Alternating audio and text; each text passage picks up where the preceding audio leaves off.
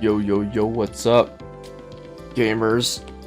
I just woke up from a 12-hour sleep, a slumber, if you will. Today we're going to be playing Minecraft, but there's a caveat. The internet, at random, will most likely just randomly just cut out of nowhere. I got no clue when it's going to happen. I don't know if it's going to happen this stream, or if it's going to happen constantly. But if you see that the stream just goes, like, belly up, then there's probably a good reason for it. Turns out that our router is actually like 5 years old or whatever. It is very old, all things considered, and apparently, family thought that they bought the newest one, like the high-end, top-of-the-line brand, all the cool and wacky gadgets, and even an app for it. But turns out that it was 5 years old, and it sucks. But we're gonna be getting a new one within a couple days, so hopefully that doesn't hinder any progress that we may be making on stream. And if it does, that sucks. I won't be able to fix that. But I did a couple of things like testing out Ethernet cables. And by testing out Ethernet cables, I meant to say realizing that there's not even an Ethernet cable to plug into the router. There's not even a section for it. So even if I wanted to try using Ethernet, it just won't work. There's no port. Which is very confusing, all things considered. But so be it. Anyways, time to play some Minecraft. Now, I've been playing a bit off stream. And by a bit, I mean I got this whole basement area all renovated and schmooved out. Right over here, I have a little potion area, and I even wrote a book all about potions. Yes, it is 20 pages long, because it actually dictates, like, every individual thing. Sorry if I start, burp and I had a Coke. I should have cranked up the volume a little bit. Immediately after playing Malohi, we just get instantly with the Disc 11. Oh, and it goes directly to one of the best soundtracks in the game. Get an internet adapter, it helps. I do have an internet adapter. I have a little Wi-Fi wobble. It's just sitting on my desk. And honestly, it's not really doing much. And the main issue is that Streamlabs is so self-reliant on... Oh, I also bred those villagers. Is that Streamlabs is so self-reliant on internet to the point where if you decide to sneeze just the wrong way, it'll immediately cut whatever stream you're doing, because it doesn't have a stable internet connection. Now, theoretically, this can be circumvented with having a constant, good connection with stable internet. However, this thing is old as fuck, and it barely works.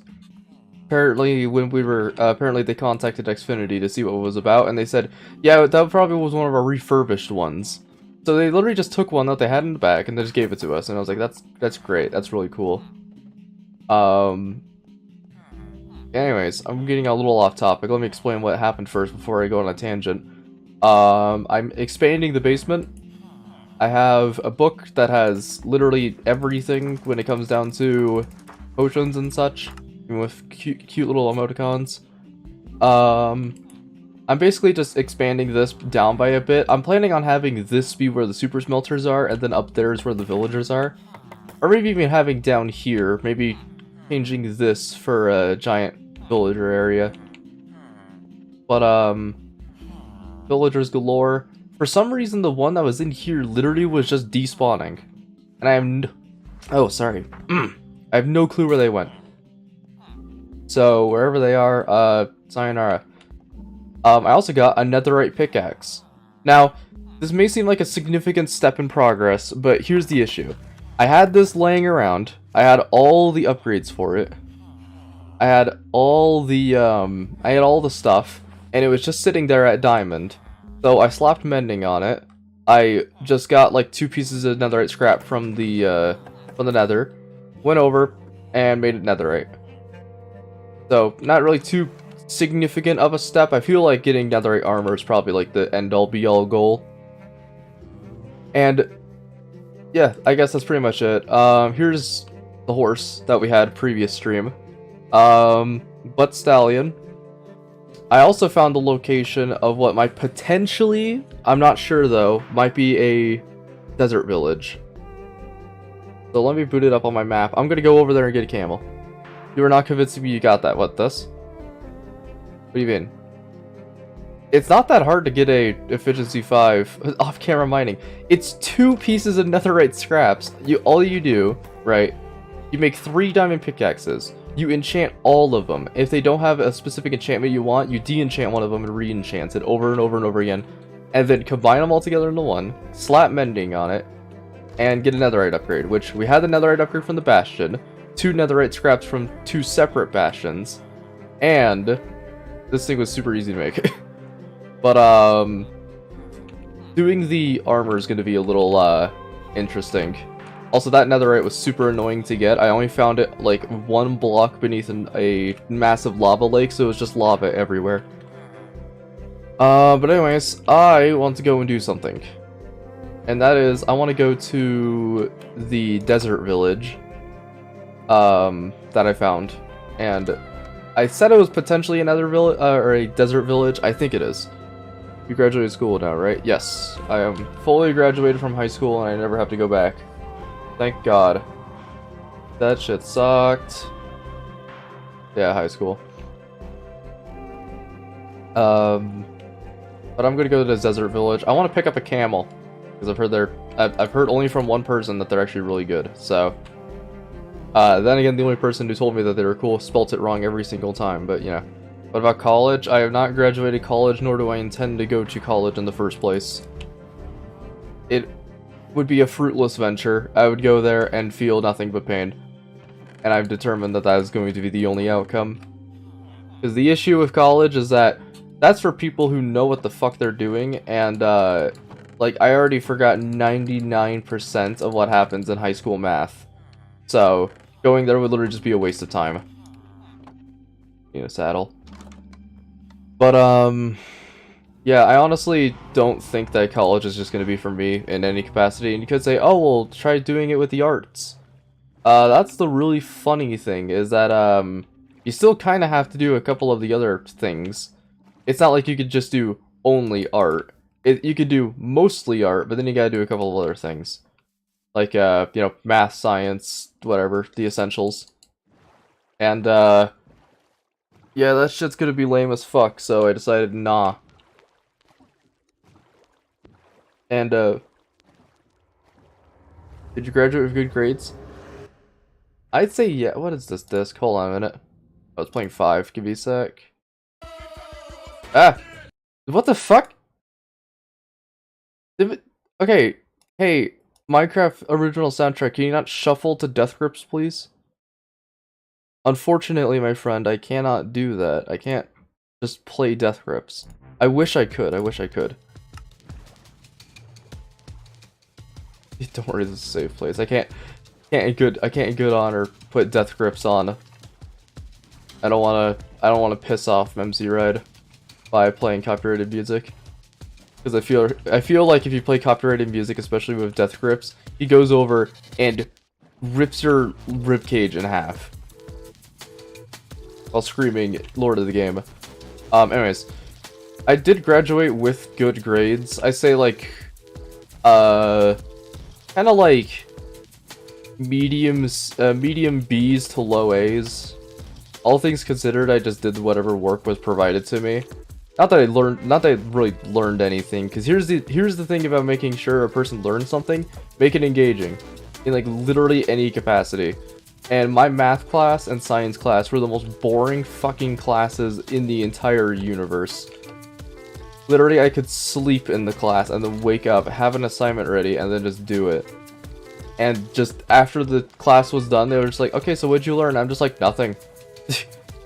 Honestly, I got the bare cliff notes and then I just did the work. And then of course there was art, which honestly, art was like whatever. It was like kind of lame, to be honest. Which, you know, for a random class, you think that a art class would be good because I'm an art guy. But here's the issue with taking an art class. It doesn't really allow you to like spread your wings and expand, because Is that on peaceful? Hold on a minute. Yeah. Sorry, I had it on peaceful because I ran into a very deadly encounter with 3 creepers entering my base, and I figured just to save up on a little bit of time, I didn't want them completely destroying the base. So, I cranked it to peaceful for just a second. And then I forgot to turn it back on, I guess. Alright, anyways, now we're playing legit. And speaking of creepers. But, yeah, honestly, high school was just boring. I basically learned nearly nothing and got a diploma for it. Which, you think that high school would want to teach you something so that way they could, you know, make sure you're not a complete dumbass in your future. We took a government class and, no, we didn't learn how to do taxes, we just learned how to vote. Which, honestly, is not that strange of an idea. You get something in the mail, then you sign it. Then you get another thing in the mail, and you sign that, and then you're pretty much set. But, they did not teach us anything about, you know, actually filing taxes, or, you know, what to do in the case of car insurance fraud or whatever the fuck. So, honestly, all things considered, high school was pretty much just a waste of, like, 12 years. Because what it basically taught me was that in order to make a class engaging, you have to actually, like, teach a lesson in a fun way. Which, yeah, just in one ear, out the other, for me. I guess you could also say, oh, but Moop, it's just because you weren't paying attention. It was just like, if I were to pay attention, I assure you I'd fall right back asleep. There was nothing in those classes they could have taught me that either A, I already knew from literally just playing any game ever, or B, like, if there was something I didn't know, I would take the literal, like, bare, stupid, just, like, one sentence notes, and that would carry you for, like, 95% of the tests. Because as long as you know how to do it, then you're set. And then you just need to write, like, one sentence just to make sure if you, like, a reminder if you forgot anything. If you forgot anything before I just tripped over my words. In Discord. Alrighty. I do.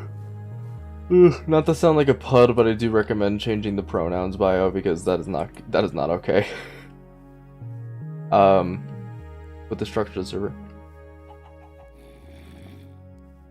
The fuck? Sorry, there was a loud groan outside that sounded like an angel was coming down to visit. Like from Dark Souls 3. Oh.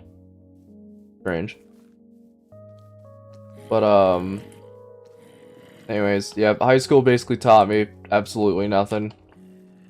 The only real classes that I enjoyed were, the ones where we basically just did nothing, because I'm not so good at learning things when they're not in a format that I actually enjoy, and having a person sit at the front of the class and just say, hey, do this, and then do this, but a different way, then that's not really engaging to me. If I'm being told, hey, get this, alright, you take one Estus in Dark Souls 3, and I'm like, immediately I stand for attention. Of course, you know, that's just me. But, man, yeah, high school was incredibly boring. People always say that the best, like, life moments were formed in high school. I highly doubt that. Unless you, like, actually had a really great time going to parties and stuff. Everything you did was outside of high school. High school years were the best thing that's ever happened to a person, not high school itself. Because, oh my god. I don't get how people actually bear through high school and just say like, yeah, I had a really great time. It's not that I didn't have a great time, just that, oy vey. What's your GPA before you graduated? That's actually a question I don't know. And it's not because I can't answer it because of some legal reasons. I probably can't, but honestly, I think it might have been fucking... Oh, what? I'm trying to think of it in my brain of like what would my GPA be. Honestly, like I have no fucking clue. I never checked. Literally whatever my grades were my grades were. I didn't check for GPAs and stuff like that. I didn't get like a little slip at the end of the year saying what my GPA was. It might have been in like at least like middling to low threes, but I'm not entirely sure. Yeah, it's at least above 2 because our school. Really interesting about our school. It requires you to have a specific GPA to graduate, which I feel like just oh, camel. There it is. I gotta go back to school in like 2 weeks. Senioritis kicking in already. I will tell you now, if you're going to your senior year in high school, you got literally nothing to worry about. Honestly, like, it's... At that point, you can kind of just, like... Not like... How do I describe this? You can't miss out on your classes. The one thing you don't want to do in your senior year is miss out on classes. The one thing you can do, though, is, expect a lot of lenience with a lot of things. Teachers for senior year are, like, either A, inconceivably chill, or B, dickheads. Commonly they'll be chill. Camel. One's got a lot of health. Doing 360s. Oh, you just... Okay, I guess you just allow me to do that. Not very fast, though. Whoa! Come on, we gotta get out of here. Shit. So... trades off a really high jump for just a short forward dash. I don't think it's much better than using just a standard horse, but it's fine. It's not bad. A shift, and I don't remember how to run with the camel. Oh! There we go. Now we're picking up speed. Okay. I forgot I had my shift or my control bound the crouch. I just need to press what my sprint key was. Not bad. There's an elective with anything I do, but it's fine. Better. Yeah, I will. I will say, doing arts in senior year is like whatever. It honestly, like, it's cool. Sometimes they have a lot of cool things, but the one thing you just gotta watch out for are those really nasty teachers that love to do this shit where it's like, oh, because you're in your senior year, we're gonna make the work harder.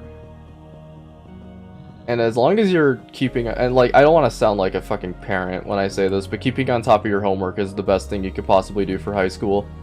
Like, in any regard. There's some times where I've seen people, like, literally not able to graduate because they missed, like, 1 or 2 assignments.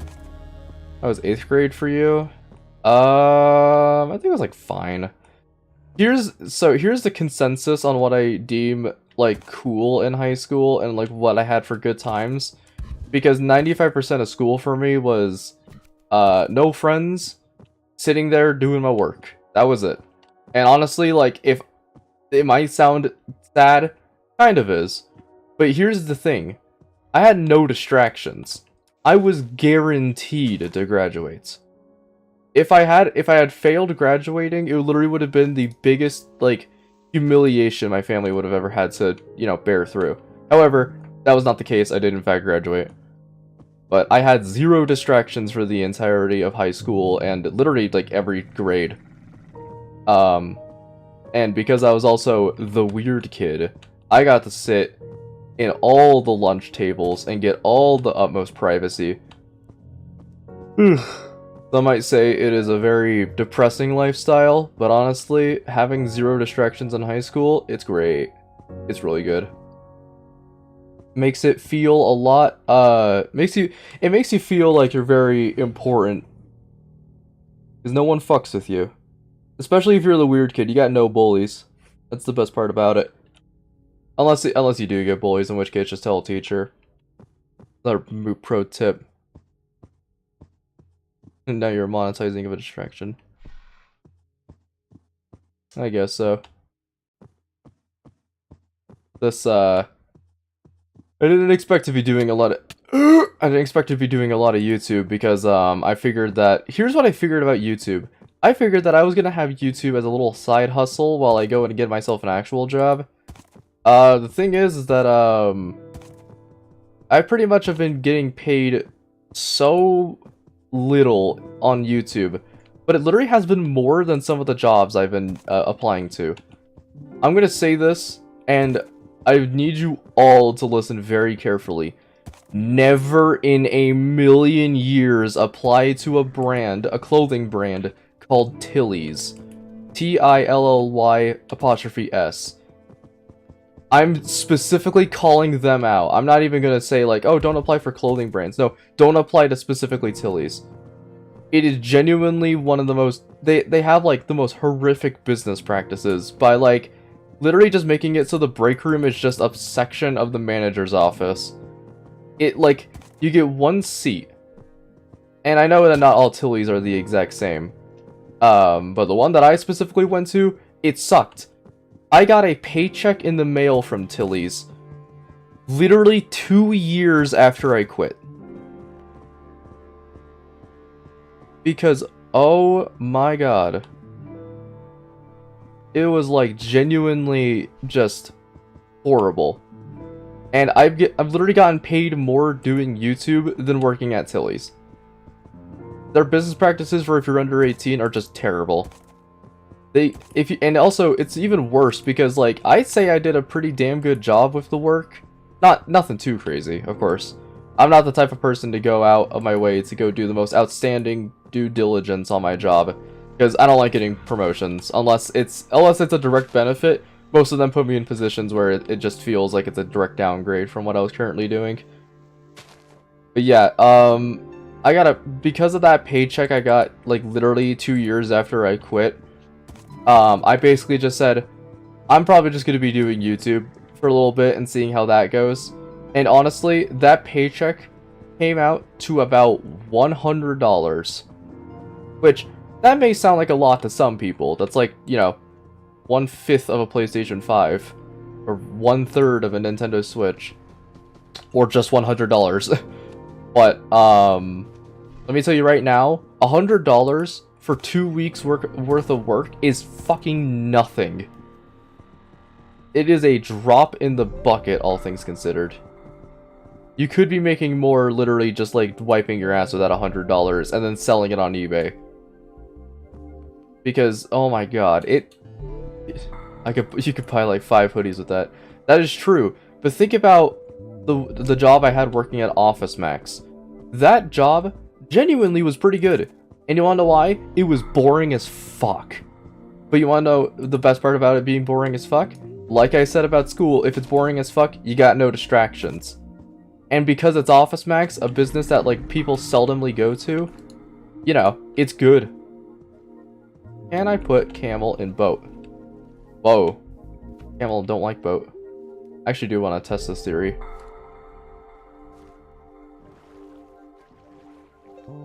I might have to lead them. Oh, that's such a long distance, though. Okay, we can...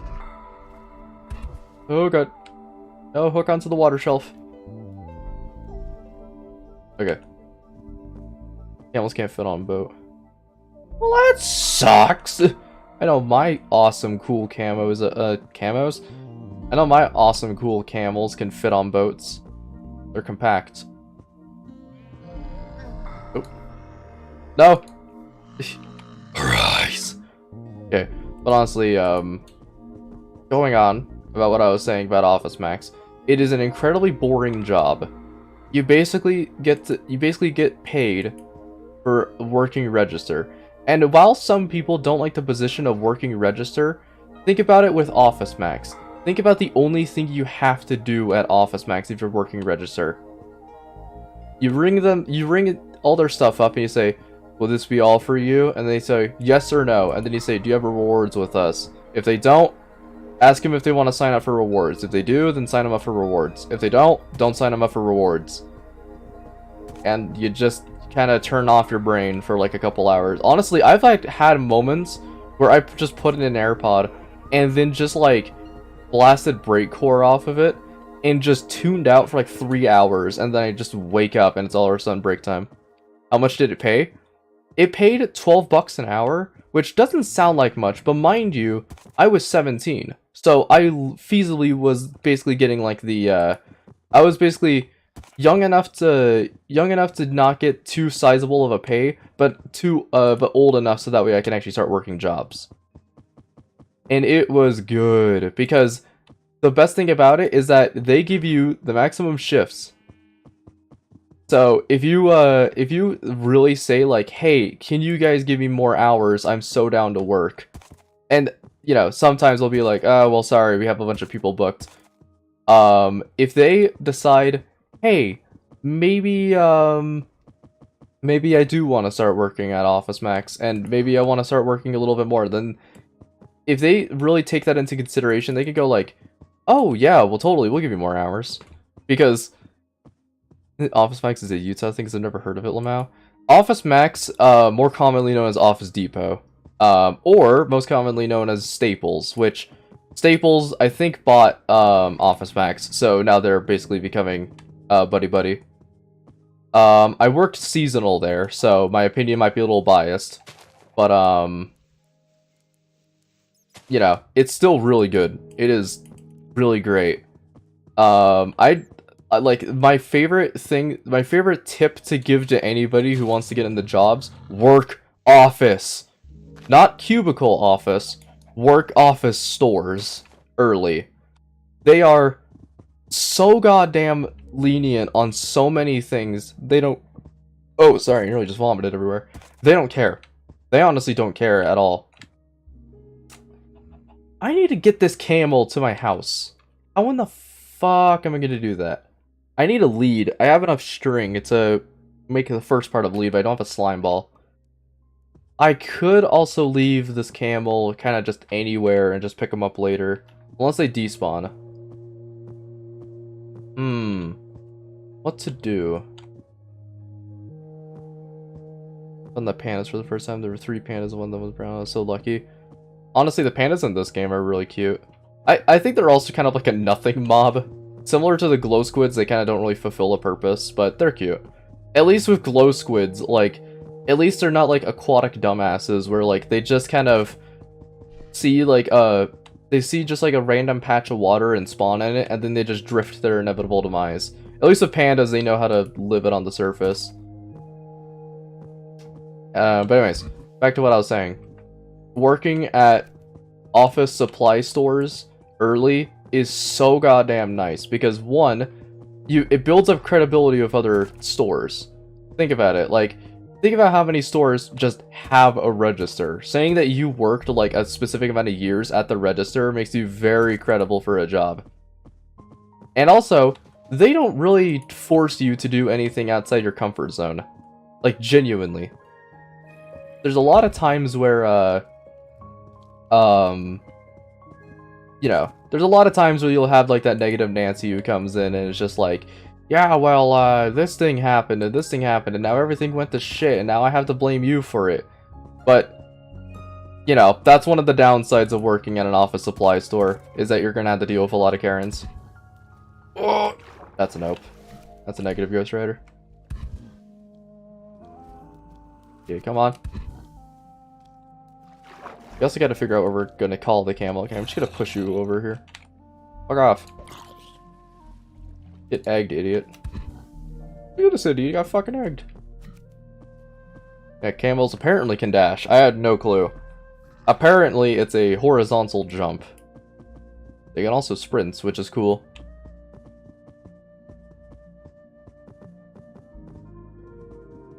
I'm not sure if it does any damage, though, which is the thing that I kind of want to test. But I also kind of don't, just in case this guy gets hurt. Also, I've determined that I kind of want to call this, Camel Bucket in homage to my friend's, group server when we found a camel we named it Bucket. I think I kind of want to name this one Bucket as well.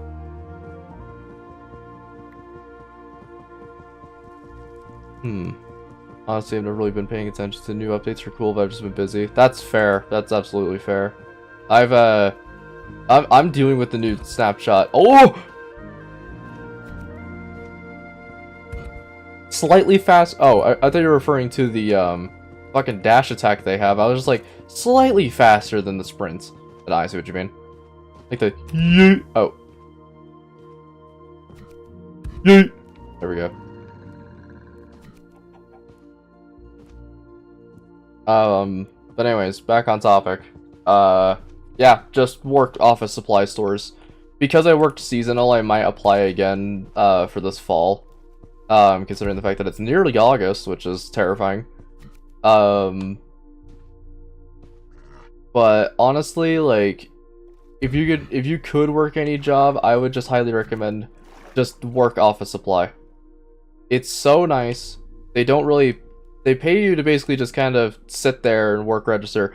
And by the way, when you're not working register, you're working in stock. You're just going back, you're taking a bunch of desks and shit, and you're moving them to a new position. Or you take a box of staples and you put it on a shelf. And then you say, hey, there's now this amount of staples on this shelf. And that may sound boring as fuck, but think about how just easy it sounds. Okay. I think I want to do this. Fuck it, get back here. I think I want to do this for a second. Oh, look at that. When you dismount them, you dismount 2 blocks up. Okay, here's what I'm going to do.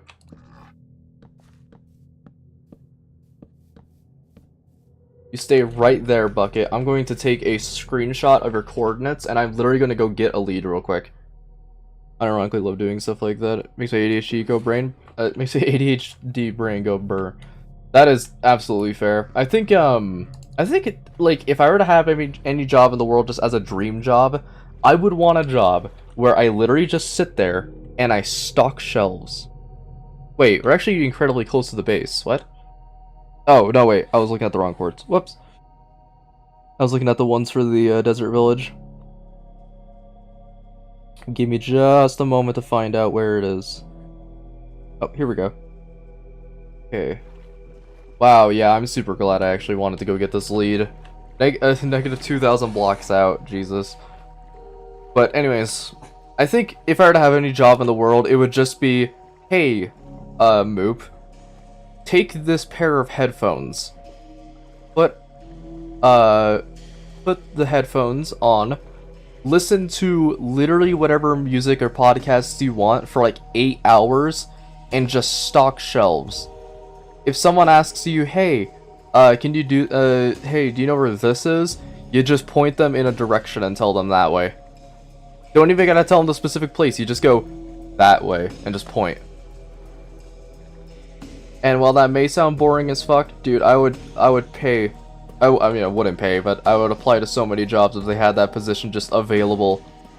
Just stock shelves. Fuck register.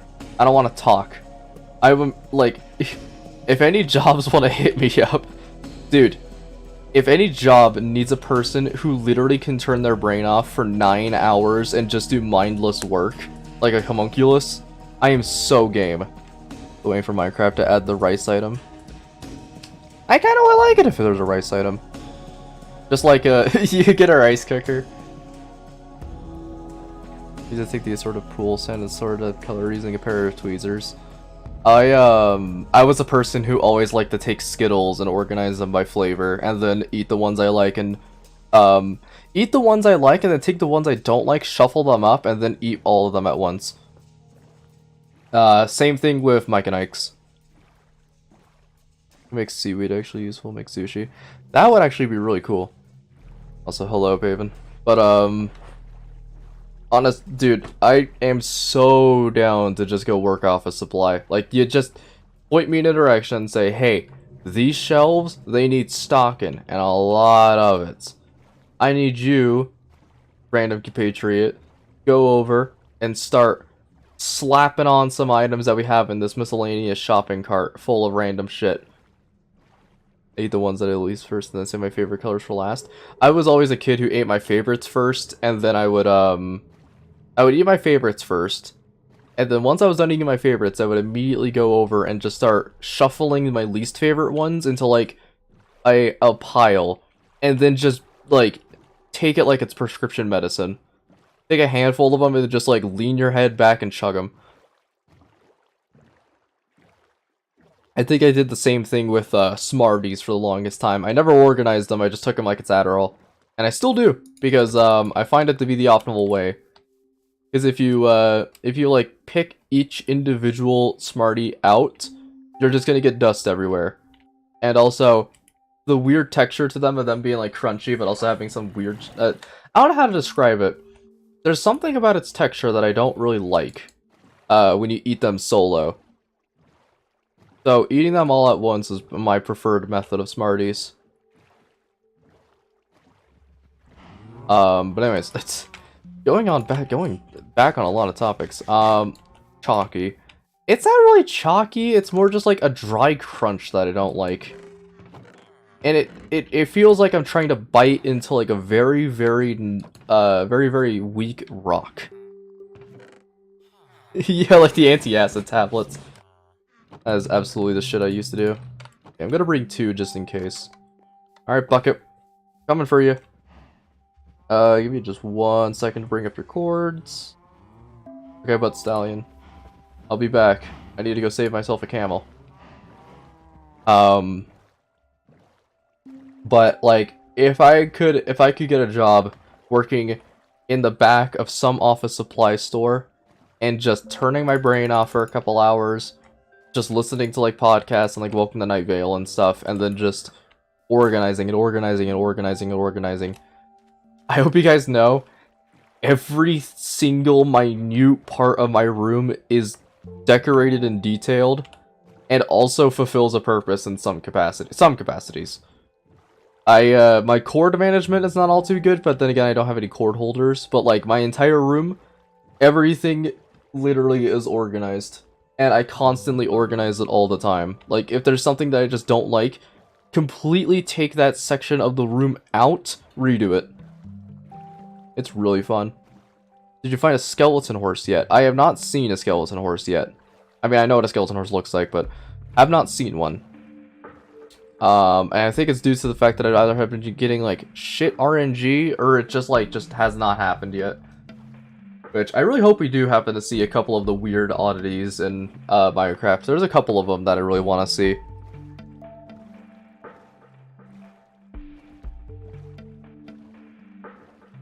Also, I saw the thing about placing a weird block on 0, 0. Does that do anything? Or is it like is it just more of a marker? My brother does that every so often. I go, I want to completely change the layout of my room. I'm a person who is now permanently bound to the layout of my room, but honestly I wouldn't change it. Because I have a TV that's mounted on the wall. So, if I even were to reorganize my room, I'd have to put something underneath it. Does nothing. Oh. Definitely sounds like sounds like something that Mojang would add. Oh my god. Oof. What? Ugh, Jesus fucking Christ. My sneezes are getting aggressive. I fear I might be sick. Or too hot to handle, Lamau. But anyways. Dude, I would absolutely love to just work on stocking shelves. You place a turtle egg at 0, 0, 0 and I cause zombie tracking to go haywire and make the zombies move towards it.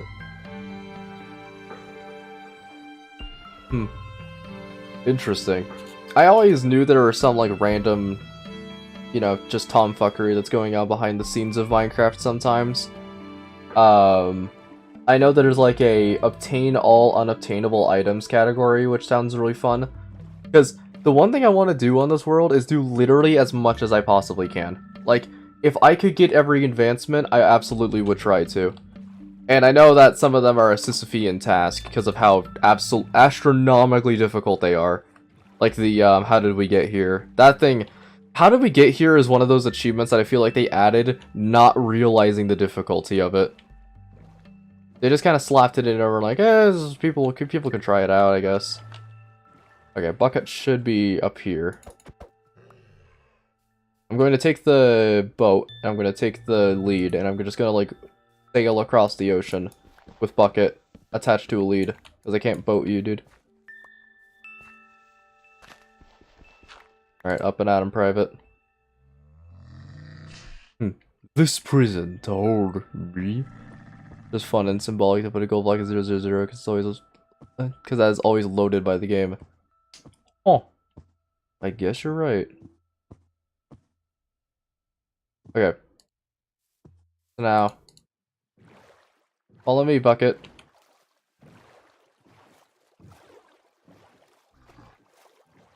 I really wish I could see really wish I could see directly behind me. That would be very nice. But unfortunately, we can't have nice things, so I just have to be hopeful that Bucket doesn't just fly off. Bucket's, dude, you're doing so good, Bucket. Okay, keep doing that. Oh, you know what? Speaking of Ultra Kill, dude, I have been avoiding spoilers for 7-1 for so long, and honestly, like, I am so goddamn, like, happy, because I cannot wait to see what 7-1 is about. I know, and I've seen a couple of screenshots on, like, Reddit and shit. I know what the new enemy looks like, and I know what the world looks like, just for a bit. I have no idea how the level is structured, though, so all I've seen is the new enemy and, like, the name of the level and the name of the song for the level. But, I cannot wait to see all of it. And honestly, I don't know when it's going to be coming out, because, if it comes out, like, by the way, the moment it comes out, the Minos Prime videos are over. The moment, like, I consider that to be an Act 3 update, and then I'm just done. Oh, there we go. Wouldn't it be funny trying to hit the boat and you got stranded in the ocean with Bucket? Luckily for me, I got a second one. Always come prepared, chat. You never know when danger may strike. But man, I cannot wait until new Ultra Kill update gets released, because I just don't want to play the game anymore. Or at least I want to play it, like, here's the consensus for what I want to do. I no longer want to fight Minos and Sisyphus literally ever. I might have a couple of streams where I do it just as like a brain, you know, just like a brain turn offer. Brain disabler, if you will. Just do that for a couple hours, because honestly, I've done streams in the past where I fought Minos like 1,000 times, for like New Year's and stuff like that. But you know, I honestly think that once the challenge is over, I never want to see any of those levels ever again. I would still have to do them because I did end up deleting one of my save files and then just now have to do everything all over again, but honestly, small drop in the bucket, all things considered. We get a bucket, get up. Weird Ultra Kill. Oh man. Rather you've been doing that every day. Yeah, I think, and also there's another reason why I just kind of want to stop the challenge in any capacity I can. And that's because literally no one cares anymore.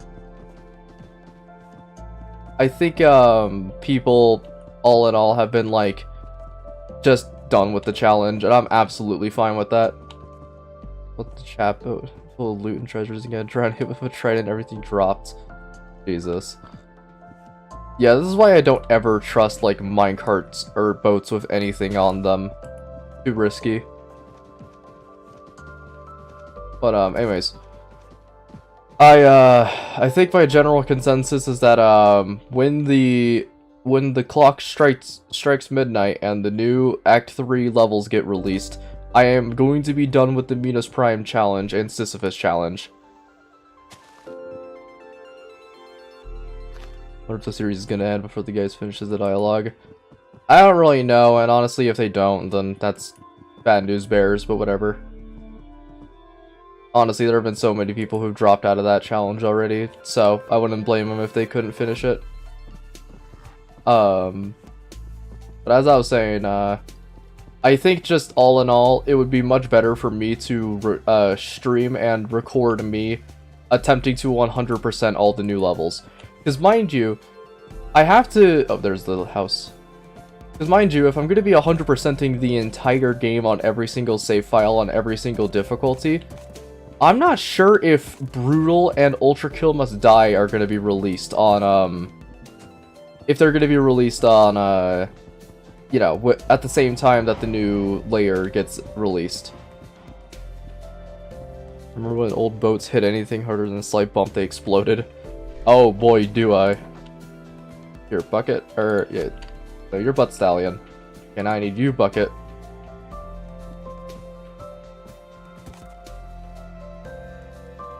Oh, you can just hop that? Shit.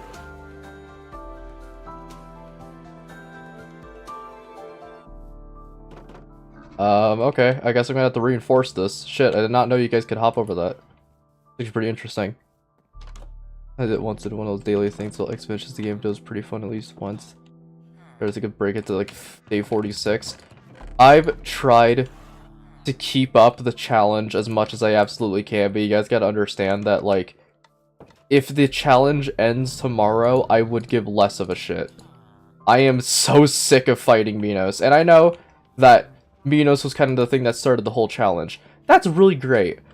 But I've been fighting them for approximately 200 and, was like 65 days now, or whatever. Nearly a whole year of fighting Minos every single day, which, that's whatever, that's a drop in the bucket. You also have to include the 1,000 I did when I was passively streaming me killing Minos over and over and over again. So, you know, that might potentially be a thing. I might go back to those just as a joke. I'm not fighting Sisyphus 1,000 times. That shit absolutely sucks. But yeah, I think all in all, the new videos that I'll be releasing for the channel are going to be all based on my streams. And if I start actually making a bunch of money off of YouTube, I am so down to pay for people to edit streams and shit. I don't know how much I'd pay them, but I'd pay them a pretty penny. Speaking of pretty pennies, memberships are now a thing for YouTube. I don't want to act like an absolute shill for this, but it is still cool. There are now memberships on the YouTube. You can now pay me a specific amount of money, and you will get bonuses that apply to Discord and shit. I will implore you right now that you do not absolutely need to donate and forfeit all your money to me, because that's how you go bankrupt. And also, I would feel incredibly bad if someone said like, "Hey, Moop, I spent all my life savings on you." For the love of all that is holy, don't do that. It's such a bad idea. But, you know, I will go through and I'll meticulously, write out instructions for if a person decides to, donate a specific amount of money. I said in the instructions for if they donate, like, 5, 10, 15, 20, if they go to my DMs on Discord and DM me a very specific key phrase, I will give them a roll based on what membership they got. But let's see. But of course I will not be describing or elaborating on what the key phrase is. Would you be down to do all levels of difficulty, including the UKMD, when it releases on all saves? Absolutely, dude. That scared the shit out of me. I want to do literally fucking everything. I want to get the whole game completely done with. Like, I want to get to the point where after I, like, do UKMD and all this shit on every single save, on every single difficulty, like, I don't want to ever return back to Ultra Kill. That's also a complete lie. There, of course, will be a lot of Ultra Kill related things in the future, I feel like. Because I feel like they wouldn't just end it at Ultra Kill. Like, New Blood Games has a lot of things up their sleeve. So, I wouldn't say that it's gonna be really, really aggressive, but honestly, like, you're gonna be able to play it with your brain. I mean, you can already play it with a butt plug, so, you know. And also, I did say that I was going to be doing the butt plug thing as a challenge. $500. If anyone wants to know the price for, hey Moop, do you want to fight Minos Prime with the butt plug? $500. I am not going to get myself a butt plug for the sake of fighting just Minos if I'm not getting paid for it. Members only stream, Lamau. Oh, I wouldn't dare. I'm not a person who ever would want to do a member-specific thing, except for just like roles on Discord for private chats and stuff, which is one of the things that's added. And I feel like that's not really too far-fetched, but I could never add member-specific streams. That's too much of a detriment to me. Sorry, give me just 1 second to look at something. Okay. I'm just getting a bit of XP because I just want to I want to upgrade weapons and shit. I think I could just do this. Not enough. That goes there. Enchanted gear in here? No. I'm also gonna do this just in case I accidentally de-enchant my netherite pickaxe and shit. But anyways, the direct direction that the channel is going towards is being able to do everything on every single difficulty on Ultra Kill, and that means like every single one, including Brutal and UKMD, unless there is some bullshit things, which Violent already with P-2 was already sucked. I would imagine adding UKMD as like a joke difficulty would be just whatever. I wouldn't want to participate in a game mode that's inherently broken right out the gate. Because I played UKMD variants of Minos Prime when they came out, and you know, bullshit radiance and if I can carry that, hold on. And Encores, oh yeah. Encore Panopticon, dude, I would. I think wholeheartedly the correct decision for adding a new difficulty is to make literally just one more. I would feel like UKMD would literally just be impossible, because let me tell you right now, I did Minos Prime on Ultra Kill Must Die, and of course it's an unfinished game mode. What I saw though was every single one of the eyes replaced with a Maurice. Every filth of a street cleaner.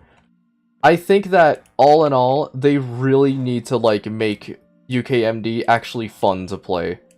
Because what made Violent so fun is that it forced you to think really on your feet about specific things. Sometimes there's a couple of bullshit things, like having to do the entirety of P-2 on Violent, or, just having to put up with all the bosses on UKM, or on, Violent. And that's whatever. But think about how tough it was to get P-2 on Violent on stream. That was literally like hours in the making. When I got it down, I feel like my skill in Ultra Kill is deviated slightly. When I got that down, I felt relief that I never had to do it ever again. I then had to do it 4 more times. That's besides the point. The worst part about it was realizing that afterwards, that there was going to be another 2 difficulties. They nerf Violence to make Brutal and UKMD more appealing. I would actually be fine with that. Dude, I'd be absolutely fine with that if they reduce the difficulty of Violent. Maybe making, like, how about make Violent more like Standard, but they just have, like, not like increased health at all. Increased health for enemies would suck. I think that would be a terrible decision. One of the Ultra Kill YouTubers passes out after Sisyphus. Oh yeah, that was really funny. But what I think they should do is nerf Violence so that way they can make it a little more, I guess, easier. In turn, make Brutal the new Violent, make Ultra Kill Must Die the new Brutal. Or you know what? Just like get rid of one of the difficulties. I think Lenient can go. I'm kidding, of course. I know they're probably never going to get rid of a difficulty, but I think if they were to remove any difficulty to replace it with another one, replacing Lenient would be the best option. Get rid of that, plop Standard there, have Violent be the new Standard, have Brutal be Violent, have UKMD be Brutal. I'd be fine with that. Maybe something like Revengeance difficulty on GR makes everything hit twice as hard on both sides.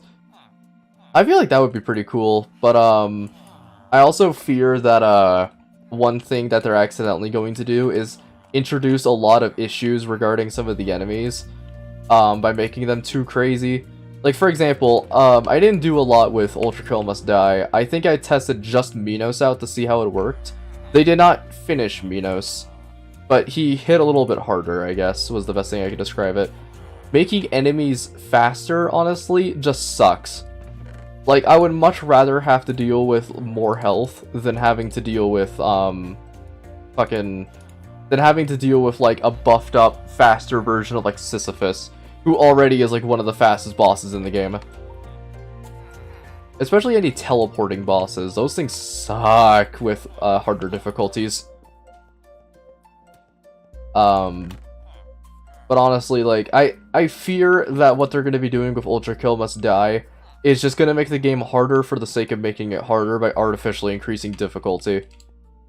It's like, I would love it if they changed up the spawn patterns of enemies and then made them harder. Like, for example, spawning, maybe say, like, spawning really aggressive enemies really early game. For example, introducing the ferryman maybe in, like, sheer heart attack. Or maybe even having the malicious... Maybe having a duo malicious head for your first encounter with malicious heads. And then having the Cerberus room have a third Cerberus or something. Shit like that. Insert that one clip of Max Radiance Mind Flayer teleporting too fast to move. Yeah. I also think that if they're going to be doing Radiant enemies, I would fucking hate that for base game. I think Radiant enemies have a place in Cybergrind where it forces you to really think and find out a way to kill them as efficiently as possible. Especially if they're Mind Flayers or Sisyphean Insurrectionists. But with like a Filth or something having like 2 times the normal health, that would just suck. It's not really forcing you to think, it's forcing you more just being like, oh, well, I need to go back and kill that guy because I missed. Or I need to go back and kill that guy because I hit him once, but it was a headshot and it didn't do enough damage to secure the kill. Like, I would really hate it if they just started, doing the shit where it was like, yeah, we're just gonna make the difficulty artificial by increasing the damage that enemies do. Like, that's whatever. No, change up the spawn patterns. That would be fucked. We get to implement them all so badly executed, they just has skill issue, and most people defend Hikitas. Dude, I hate that fucking mindset. I really hate it.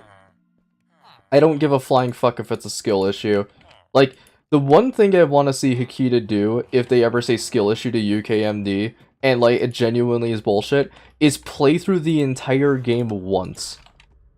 Like, I would love to see not only a stream of Hikita actually playing the game, but also to just make sure that it's actually fun, because I feel like the only people who actually do the playtesting of the game are people who are very, very, very in tune with Ultra Kill.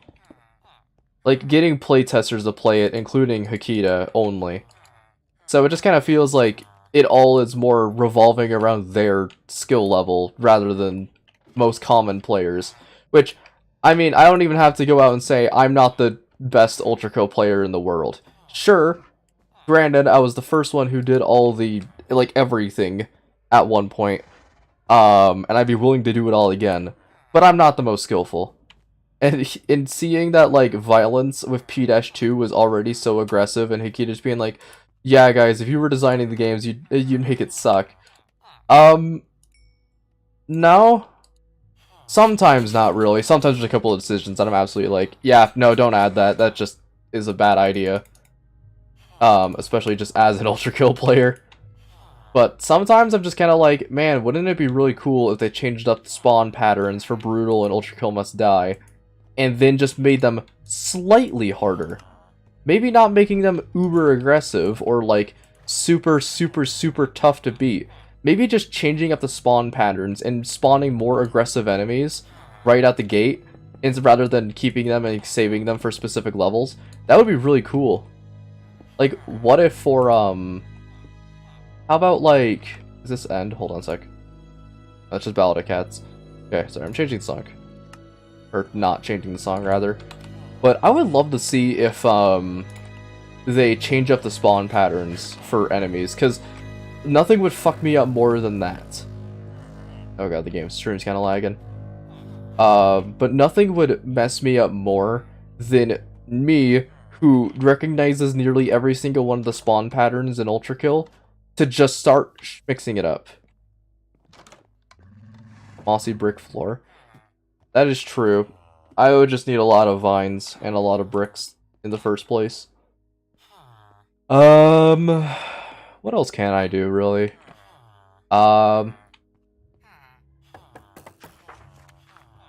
What level does a cartographer spawn a woodland mansion? Can it be on the first level? Because I kind of want to go do a woodland mansion. Hold on. Woodland mansion map. Let me look this up real quick. Explorer map.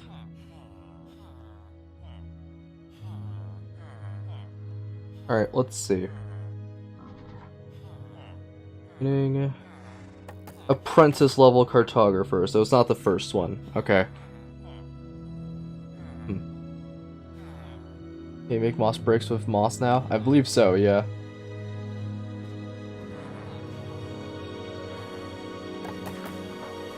Let's see.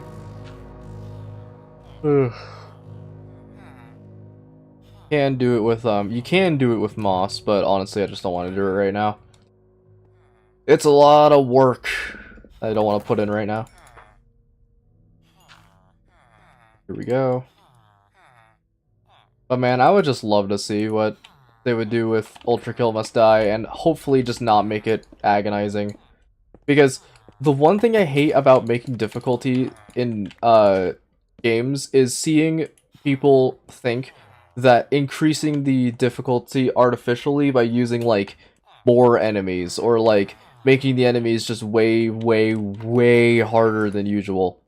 It's like, no. What makes difficulty is being able to take a mechanic and flip it on its head. Like, I love to see games where, like, of course, sometimes you just need to increase the amount of damage an enemy does to make it hard. That's whatever. But I would love to see games go out of their way to try and do the thing where they, like, where they go over and just start, like, fucking with just random things. Making it so that way, of course, don't change the weapons at all. Like, that's the one thing I just want to preface. Never change the weapons if you're trying to add artificial difficulty, because that is an integral part of the game, and if you mess with muscle memory, that's when it becomes bullshit.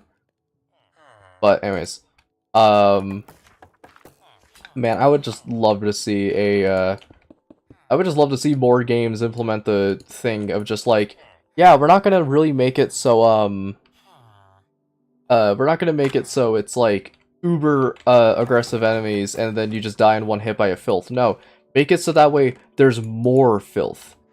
Rather than making it so it's like, oh, the filth is faster inherently. No, make it in like a really inopportune spot. Design the enemies like you're trying to put a sentry nest in Two Fort. A rainbow parrotfish. I would go snorkeling, but honestly, my immunity to cold is, it's bad. But, sorry, cat. Fair enough. But, I can't swim in oceans. It's not because I'm afraid of the ocean in any capacity. In fact, I fucking love it. But, it's just the stuff with, like, certain... How do I describe this? Certain types of areas, I just find them inopportune to swim, and also I hate actually swimming in the ocean, just because it's too cold, even with a snorkeling suit. And I know the thing of just sucker up and brave the cold, but, man, I don't want it.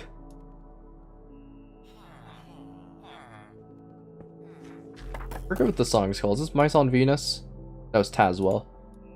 How can I mix up Tazwell with Mice on Venus? How dare I? Inopportune. Yeah, I just... man, I have so many ideas for what they could do for, weapon ideas and, like, making it so the, difficulty isn't too insane.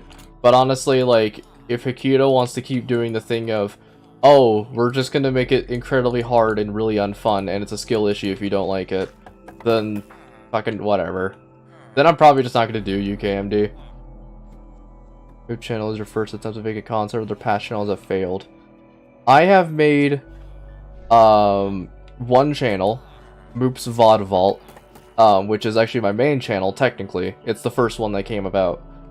That channel had just like a couple of random clips and also a bunch of stuff from Twitch. It was fun. Oh. Holy shit, look at that form. Oh my god, it's beautiful. Looks like it's about to take off. Okay. Jesus, they're just still going. I would not be surprised if they all of a sudden just like took off like a helicopter. I kind of want to break something just to get that fence pole back, but I'm not sure if that's fucking with the... if that's inherently contributing to the active, you know, flight program we have in our stables. But anyways, so Moop's VOD Vault was a area that had basically every single what does he look like, a monster spawner? I got no clue. But it was mainly a channel that was made for securing VODs from my Twitch, because in order to save a VOD on Twitch, you had to turn on a setting for it. And I didn't know that Streamlabs could automatically record things in the past, so I just kind of was like, oh well, I guess I'm just not going to save any of these VODs. He's still at it! Holy! But, you know, with specific games, or with specific games like Dark Souls 1, and just looking at them, looking back on how I recorded them, I would do so many things differently, but of course everyone would. Most importantly is that I had that channel just to, well, secure VODs and stuff. That's why it's the VOD Vault. I have no need for it anymore. And the reason why is because literally anyone can go back on YouTube and click on a video of a previous live stream, and it'll be permanently saved until I delete it, not until Twitch deletes it.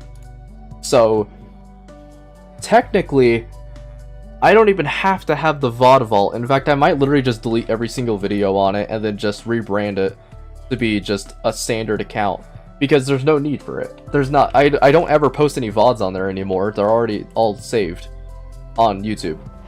And some might say, oh well, I like the VOD channel. It has there, I don't see where that point of view comes from, because I haven't posted on there in like literally a year. A whole last year. The last thing I did was post me testing out the new sharpshooter. That was it. After that, there was absolutely nothing. So I don't see the perspective of, oh, I like the VOD channel. There's nothing there. But honestly, I do think that I might have a separate channel for some other content, but I think right now this is like my first actual channel where I started posting things, and it's, you know, it honestly took off way more than I thought it would. In under a year, mind you. Like, that's actually insane. Reaching 1K subscribers in under a year is fucking baffling to me. 3 months, actually? Okay. Okay, dude. Anyways, best to make alt channels sooner than ever. Well, here's the thing with making alt channels. I don't like making alternate channels for anything, because here's the thing. I originally was streaming on Twitch because I thought that Twitch was the superior streaming platform, until I realized how many people don't actually click on the links to go to my Twitch. Rarely would people ever watch my Twitch. So I fear that if I, you know, decide to make an alternate account and say like, hey, I want to kinda do this type of content on this channel, that's cool and all.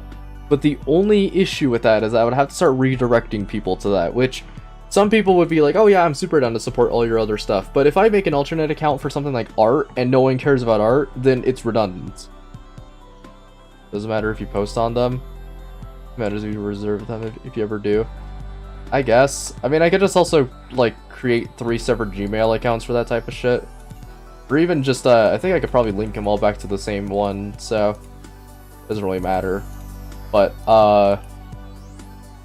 yeah, I guess, all in all, my general consensus on the issue is, I don't really want to make an alternate account for anything, because it's cool to have an alternate account, especially if you want to post different content, but I'm just not the type of person to ever want to post alternate content on any other platform, or any other, YouTube channel than this one, because if I do art on this one, people can already see it.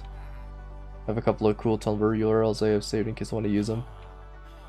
Not just a platform for building a viewer base because it shows streams viewership and nothing else. Yeah, I honestly just quit Twitch. And also, I feel like it doesn't need saying, but there's also a very big reason why I quit Twitch. And that's because literally YouTube is better in every capacity. During the growth of the directly affiliated with your channel. No, Twitch just sucks. Twitch is genuinely a horrible platform. Like, there's a reason why I quit Twitch. Like, it's not because of, oh, it's because YouTube's better for channel growth. No, it's because Twitch is literally just worse in every capacity. You sub on Twitch, like, most of that is just going to Twitch. Or I guess not most of it, but you know, a significant portion is going directly to Twitch. Well, sorry, let me pick the next song real quick before anything else. Give me just a moment. What do I want? Let's do Firebugs. But anyways.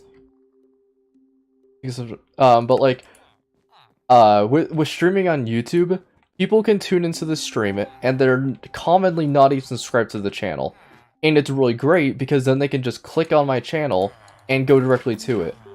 But psychologically speaking, not a lot of people would want to ever go and do that thing where they like, oh, this person actually does stream on, or this person posts their VODs and stuff and videos on YouTube.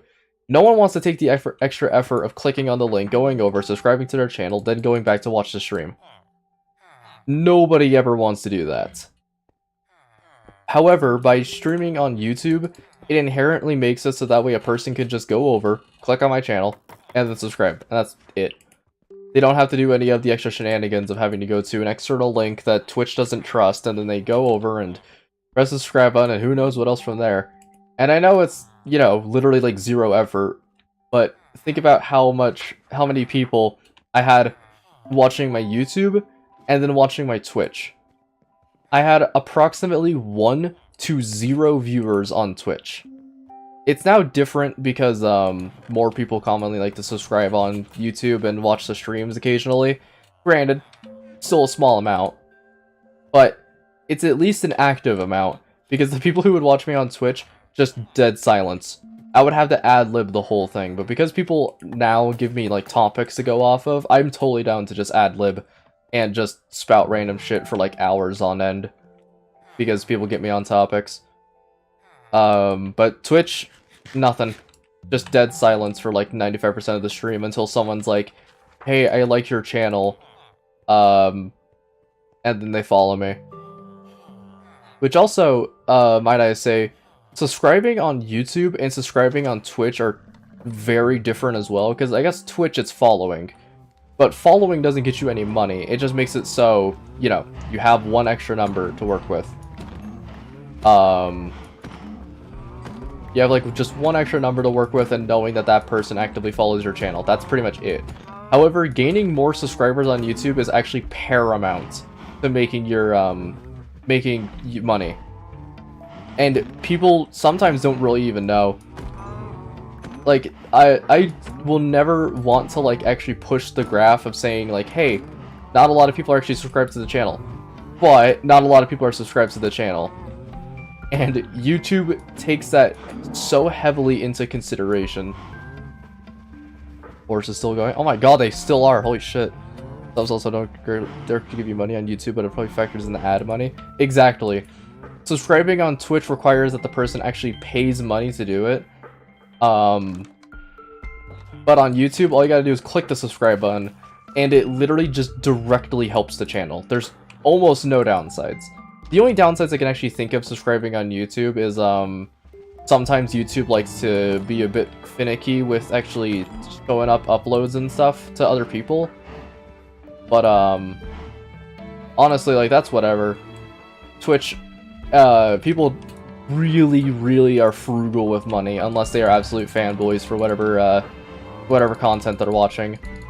And so far, the only time I've ever received money was approximately 15 bucks. 1 from a bet and 5 from, Ultra Cane, which is pretty cool. But, you know, people don't like spending extra money on, YouTube, especially, because it's, you know, more of a free platform. But, you know, having the assurance that a person can subscribe on YouTube and it actively directly helps the channel is great. Like, that's already fine enough. And then the optional thing is people can give me money, and they don't even have to get a bonus for it.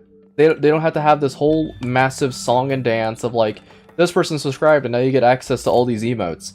Emotes are so fucking stupid. It's like, yay, I spent whatever amount of money I could have spent on food to just go and actively like use a couple more of these random emojis that the Twitch streamer isn't even gonna see.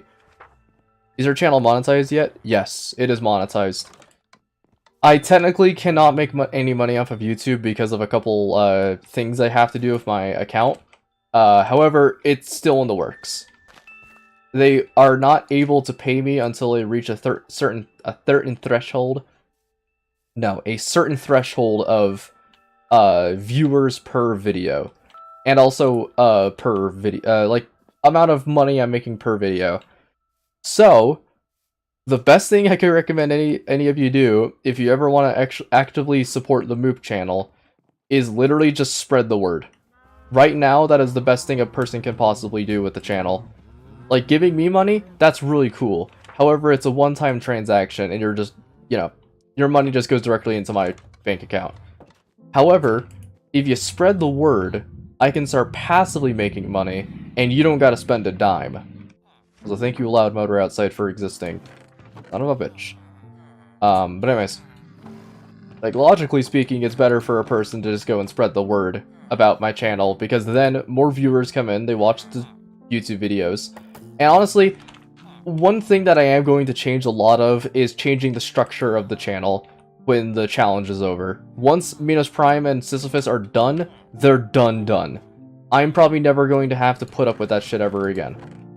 However, I am totally down to do, and make these in the YouTube videos. Make the road to 100% all complete.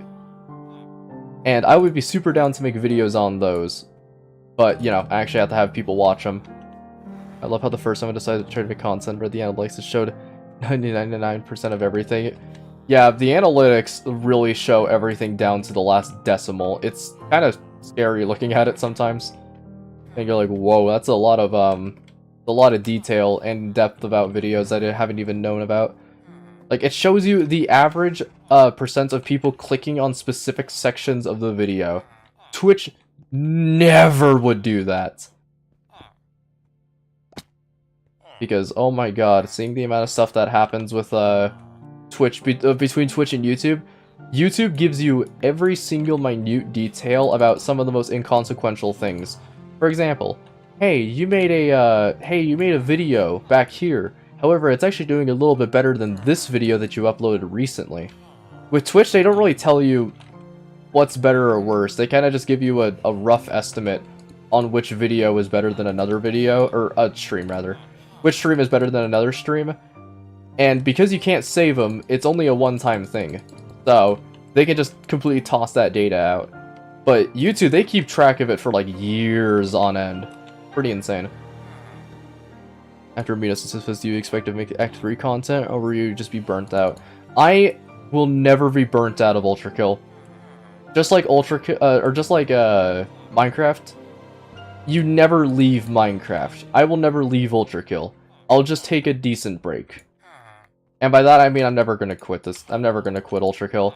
I think, especially with like burnout and stuff, I'm not even burnt out. I'm just kind of bored of fighting Minos and over again. I think burnt out is probably more of a bigger term for if I'm actually like struggling with it. No, it's just boring. I think after I will never quit Minecraft. I have 14k hours of Minecraft. One does not simply, yeah, literally, that's with Ultra Kill. You don't quit Ultra Kill. You just take a long break. Like, it'll rope you back in no matter what, especially with new content. But I think I want to actually tell everyone what the structure of the channel is going forward. One, content is literally not going to change. Like, there will still be a lot of Ultra Kill content, and granted, it's not going to be as common as per usual, but it's still going to be a lot of Ultra Kill content until the game is done and I am absolutely done with the game.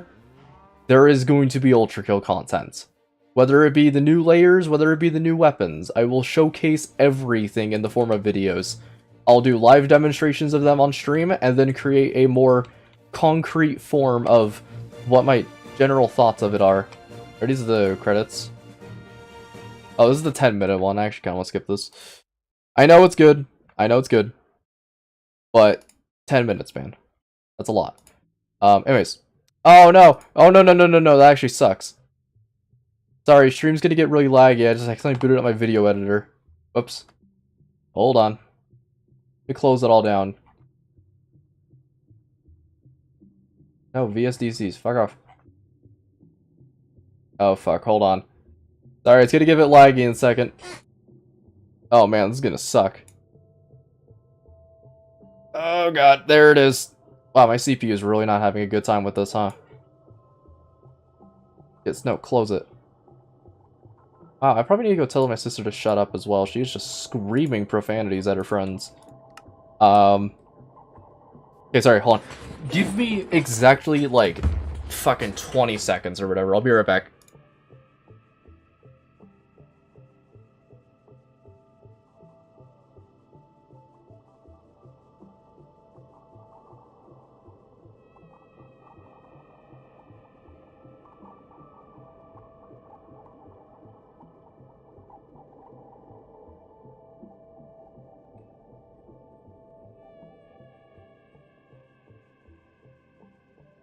Okay, I'm back. Stream freezes every time you alt-tab. It's because I don't have it on windowed full screen, I just have it on full screen. So every time I alt-tab, it just freezes. Curb your enthusiasm here. But anyways. Let me go back to what I was saying. The structure of the channel is that it's going to be Ultra Kill content related. And if I really want to, I am super down to edit a lot of the Fez streams and such, which editing Fez streams might be a little bit interesting. I like showing the puzzles and stuff like that. But I am so down. Get off my fucking crops! Hey, alt-tab makes no difference to us how laggy this stream is because it's already frozen anyways. I guess so. That's true. Can I get lower FPS than 0?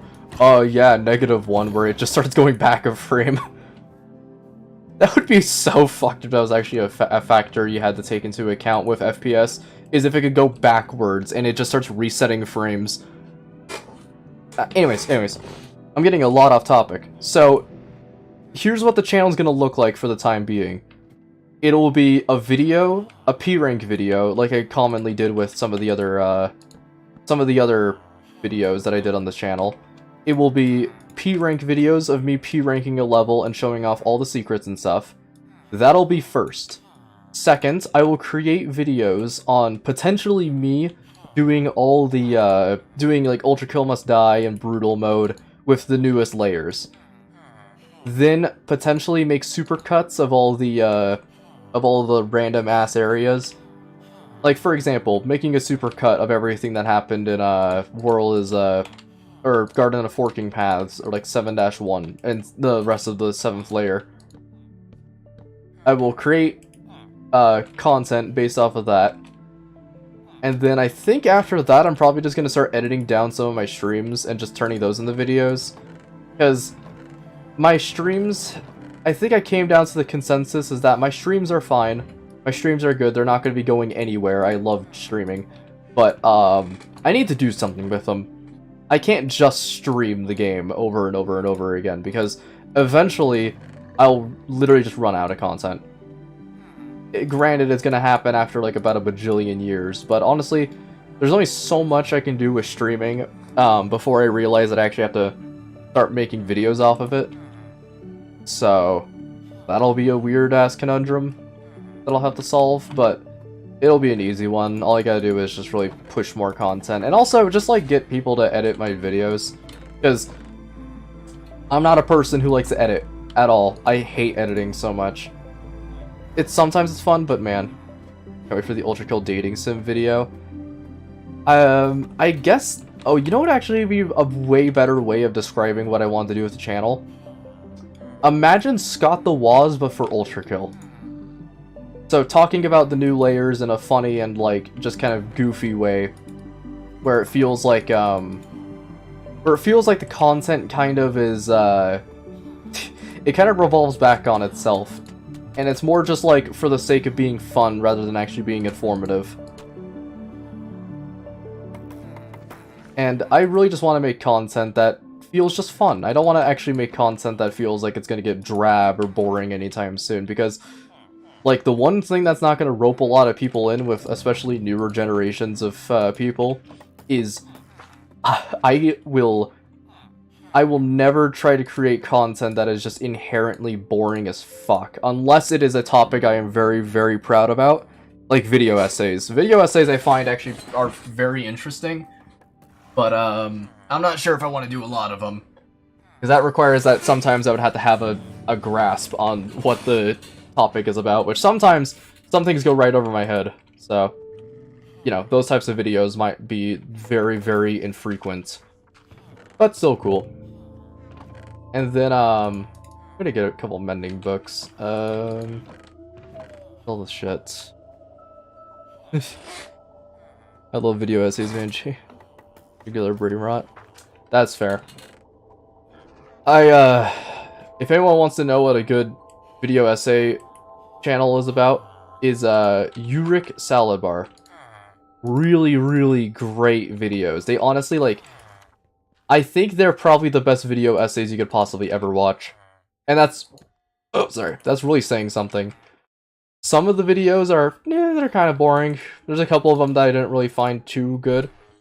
But so many of that dude's things that he does for his channel are so fucking cool.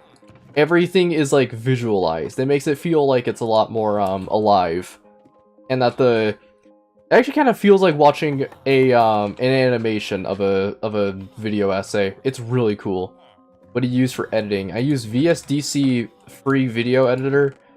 I'm planning on buying one later on in my life, but right now I have to work with what I got, and I don't have enough money to spend on an actual video editor, so I will do something.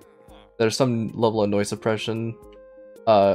From your shoddy fork of OBS that we don't usually hear cars going by that you complain. All you need to know is that, from my perspective, the engines are very loud, so if I talk, it can occasionally start picking up on the mic, which is what I'm worried about. But if there's no issue, then that's cool. That's very nice. It's just that I can hear them very loudly. For my shoddy fork. I had to organize this noise suppression so goddamn much. If you guys wanted to hear actual, like, detrimental noise suppression, my Disco Elysium streams, one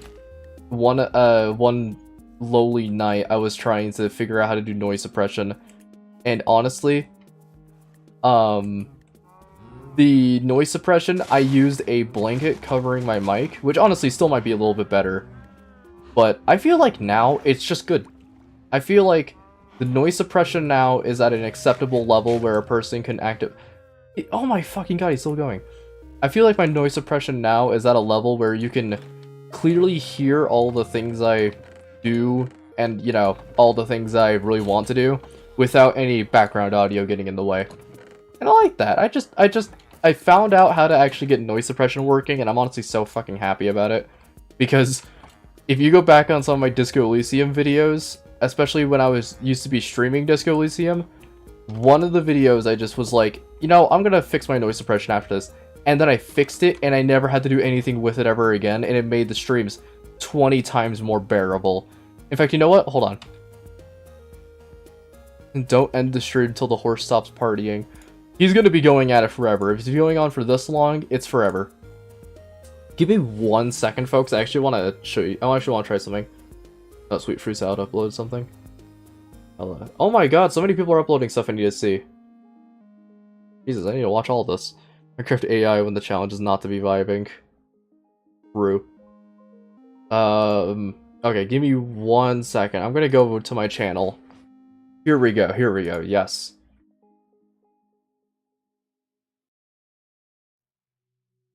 Give me 1 second to find out where the, specific, stream is. Let's see, that's Uberangi, Night in the Woods, there's jump scares. Disco Elysium, perfect. Let's play number 3. Will say, I do have to do a couple things over again because honestly, the noise suppression on that's not bad. I need to find the one where it actually was like shit. Hold on. Where's a really bad one? Give me a second. I need to find the worst of the worst. Let's see. Let's do... Spooky House of Jump Scares.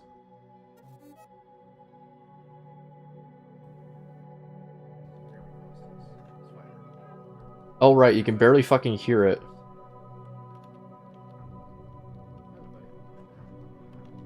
Oh my god, you actually can't hear it. Holy shit. Wait, no, hold on. I actually want to find a video where you can clearly hear me. Give me just 1 second to find this. I apologize, it's a bit boring, but I need to find this. What about Undertale? Did that have terrible audio? let's see. So that's that. Oh yeah, listen to that. Here, hold on. Let me get the display capture up. There we go. Okay, this is Undertale, right? And, for a bit, wasn't actually able to show the game. But, like, listen to the audio, alright? I'll turn off the Minecraft OC for a sec. Pause. Okay. Listen to this, alright? It's turned up all the way. Just listen to how awful it sounds. I can get rid of that. Set this to be Undertale. There we go. Oh, wait, hold on a second. I wanna... Like, the audio completely drowns out my voice. Alright, going back to the game. But I feel like, the one thing I would recommend anyone do if, one thing I recommend anyone do if they, want to begin streaming for the first time or, like, making videos is if your... Listen, if your volume, it has a little mixer and it shows, like, a green section, a yellow section, and a red section. If the audio gets bumped up to the yellow or red, that does not mean it's too loud. Like, literally not in the slightest. Because the way I'm talking right now, it is going directly into the reds. It's around, like, negative 2.9 decibels, I think. All things considered, literally, that's, like, nothing. You never want to put it in the green, though, because if you think putting it in the green makes it so it sounds a lot lovelier, no, it makes it so you literally just can't hear yourself. I put it in the green, and I made it in, like, the middle area to make it so you could, So, it's because I thought that back then, when, you know, you put it in the green, I thought that was good, because that means that it was an acceptable audio. Nope! It sounds like absolute hog shit. It literally just, like, does not do really anything. It sounds like absolute garbage all the time. But I did in fact fix it. I'm also going to name, Bucket. I've determined that Bucket's going to be the name of the camel. I don't know if I want to keep, Butt Stallion as the name of, well, the horse. But I do know that Bucket is going to be the camel. I also need to organize my, downstairs area a bit better. The basement's still under renovations, and I might add a thing off stream that checks out. According to my OBS on desktop, Minecraft audio OST is peaking around 40, and your talking peaked at around 3 decibels, so that checks out. Yeah, it's also like having to find the right balance of a couple of things, because I'm just a loud guy, and I could also turn down the audio at any given moment if a person were to request it. However, I feel like with everything setting, no one has had an issue for about half a year now, so I'm not really going to change it. I want to slap mending on something, but I also want to get sharpness 5 on a sword. You know, honestly, let's roll a couple of things real quick. I want to actively see if I can get a sharpness 5 on one of these swords. Because I believe sharpness 5 is the highest, right? Oh. Brilliant. Brilliant. Alright, I forgot about how this works. Okay, now I remember. Get all that, I guess. Ugh. What are you? No, you can't even slap a block of lapis in there. Oh, sharpness 4 is the highest? You can use an anvil to get sharpness 5. That makes sense. Okay. Well, I'm just doing that to re-roll it anyways. So, actually, wait. Yeah. Yeet. Bane of Arthropods. Brilliant. Bane of Arthropods. Let's fucking go. Let's fucking go! It's Bane of Arthropods! Or Anthropods. I'm not really sure how you pronounce it. It's Arthro. Who am I kidding? Okay. We've only been going for an hour and 30 and nothing's really happened. That's been of note. I said I was going to explore the Skulk. How about we do that? For my final act, I'll go explore the Skulk. I also want to check. No. Those bees will never know what hit them. That's what I'm saying. I really want to get bees, but I also don't have Silk Touch yet, so I'll just have to wait in due time for that. I say let's go back and explore the Skulk. I don't want to go do that. Stream's gonna get a bit laggy while I load in the new chunks, but that's whatever. Par for the course, pretty much. I'm also gonna do this real quick. Just put that there. I did find a cherry blossom the other day, so I was just like, yeah, you know what? I'll just keep it. Just keep it. No reason not to. I'm also going to bring half a stack of logs because we found that they are absolutely paramount for some of these missions. I could bring TNT, guys. No, trust me, guys. If I bring TNT, we'll have a higher chance of survival. I'm not going to be wanting to fight anything, so I'm going to drop off all my really important tools. And hope that they all live. If it's diamond gear, I'm fine with losing that, because I can just make it again. But if it's enchanted diamond, that sucks. If I do happen to lose it. Do that. Or actually, no, do that. There. Do that. And then I guess we could keep the sticks, but just dump a little bit of them. And then I'm also going to take half a stack of charcoal for the explicit reason that I'm probably going to be running out of a couple of things. So I would definitely want to have a lot on hand. And the final thing is I'm going to go fetch myself like a bajillion arrows real quick. This crossbow isn't the best, but honestly it's fine. It sure doesn't have any of the enchantments I really wanted on it. Like, power and stuff, which I forget if you can put power on a crossbow, but it doesn't have a couple of the enchantments that, feel really important, so... Oh, like quick draw, that's the one I'm thinking of. Okay, I'll just do 2 stacks. Slap that on there. Then we can take that. I'll put the bread away. I don't need that in the name tag, I guess. Probably should also bring a full stack of torches, just in case. I want to really go into the Skulk and, like, actually have a good exploration of it, instead of just getting my ass whooped immediately. Oh, wool. Probably should bring that, too. Oh, I thought one of these villagers turned into a zombie. I was about to be mad. I was about to go grr, anger, anger, grr. And don't forget wool. That's what I'm thinking. I don't think I have a lot of wool to go. The other hopping. My god, dude. Butt Stallion's going crazy. I don't want to work right now in the background, sorry. Do you plan on doing the Skulk stream? Yes, I plan on doing it this stream. Lucky. Oh my god, there's so many mobs. Why the fuck are there so many mobs all of a sudden? Fuck. No.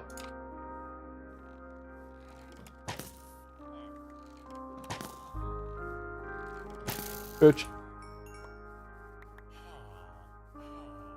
Yeah, I'm getting rid of these fuckers before anything happens. I can't risk having these guys around. I probably should get rid of the orchard for a second. Maybe over snowballs. I think a crossbow might just work, but I'm not entirely sure yet. Bruh, why are you guys on my farm? Come the fuck on. Hasn't even been night for that long.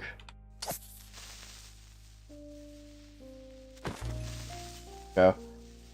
Ah, okay. Crossbow would also work. Arrows make sounds when they land. Okay. That's what I need. And then I'll go dump away all the stuff I don't need. Get some wool, and we're out.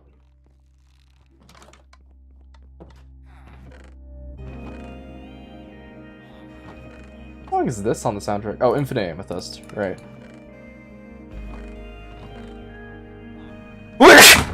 Oh my god, that one actually hurt. Holy... Oh my god, that one actually, like, fucking shook me. I was wondering what that large sound was. That was me bumping my knee on the table for how loud I sneezed. Oh my lord, I'm so sorry. Oh, good lord, that hurt.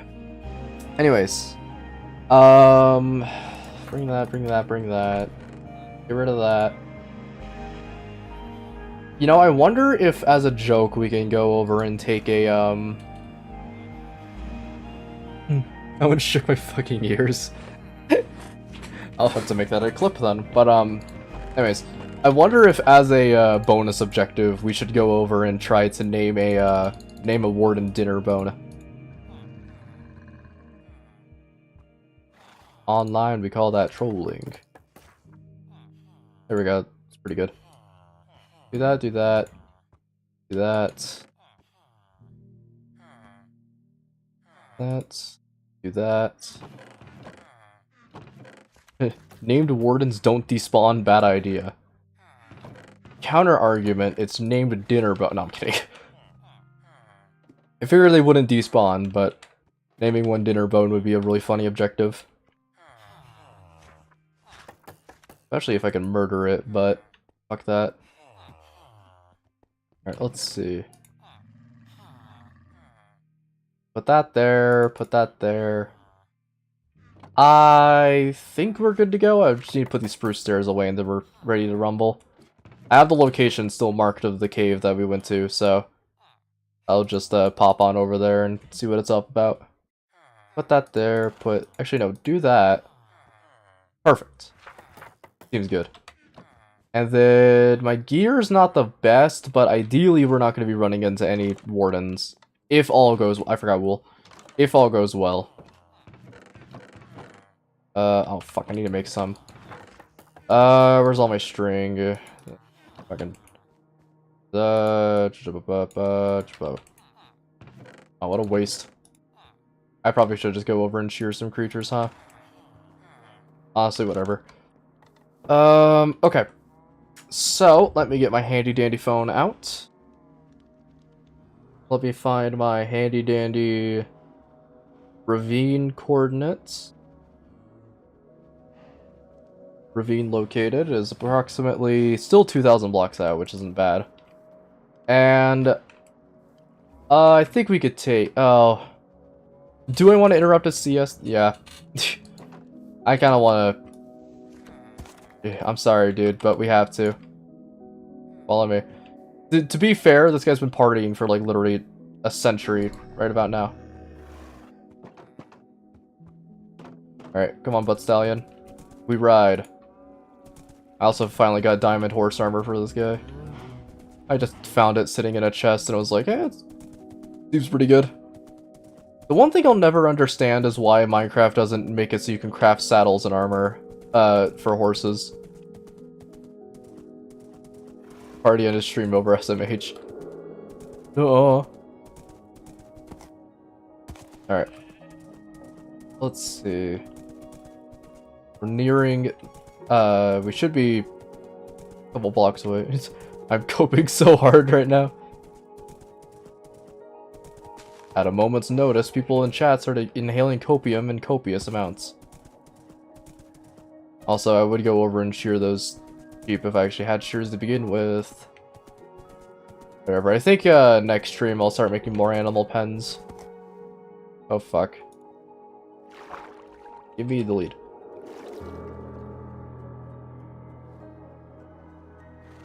Alright, then just gently across. No reason to freak out, Butt Stallion.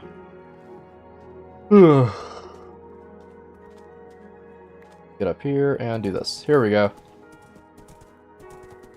I'll see, I'm very glad that I decided to keep the horse. I honestly was like I could just kind of leave it in the middle of the woods and I don't think anyone would give a shit. But then I was like, no, you know what?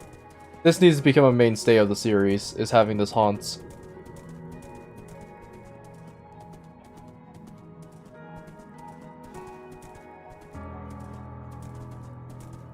Okay. So there's the ice caps. We are now about only 400 blocks out. So not bad. I could put a nether portal over here, but that'd be kind of redundant considering how, you know, short of a distance it is. At this point, I'm just going to render it into a picture instead. Fair enough. There's like woods under there. It's pretty cool. Yeah, you think that would have freezed all up. Oh my god. I am not sleepy. For context, I just woke up, not even a couple hours ago. Oh, I should probably... Oh, fuck. I might go get a burger in a second. Hold on. I'm gonna do something real quick. If anyone has an Echo device that is sponsored or made by Amazon, I would recommend you please turn off the voice setting for it if you're listening to this on speaker. Alexa, what time does Carl's Jr. close?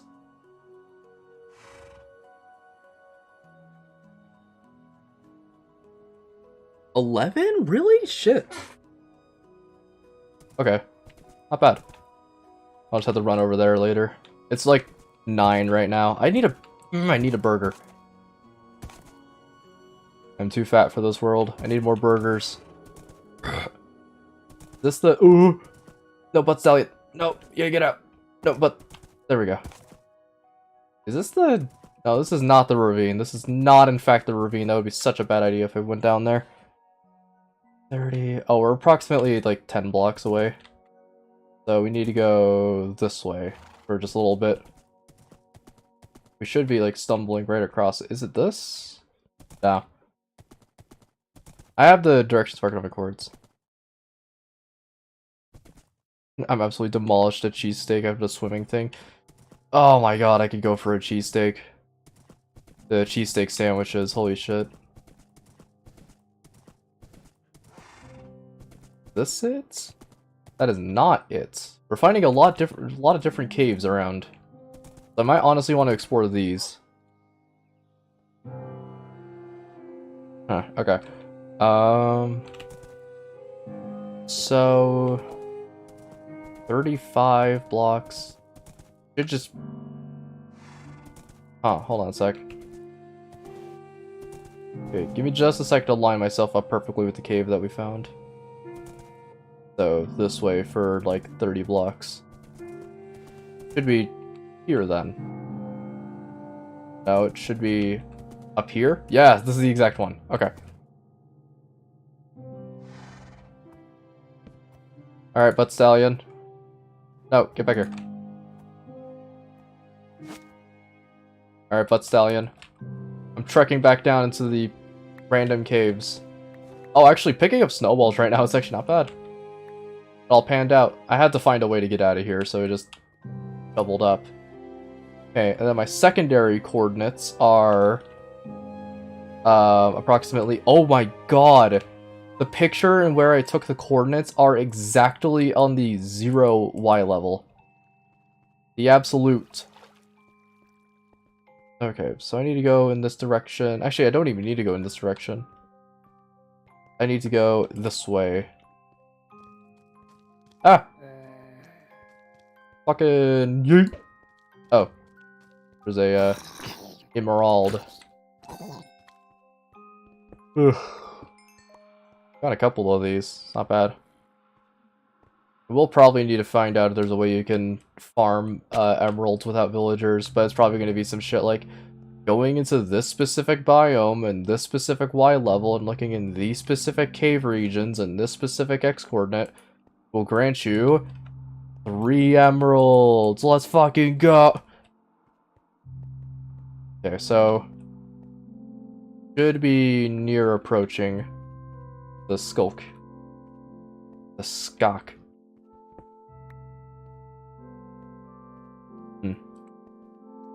Let's go really high up. I figured. I think the old strat I remembered is that you go into an acacia biome with a massive hill, and then for some reason it just yields a lot of emeralds.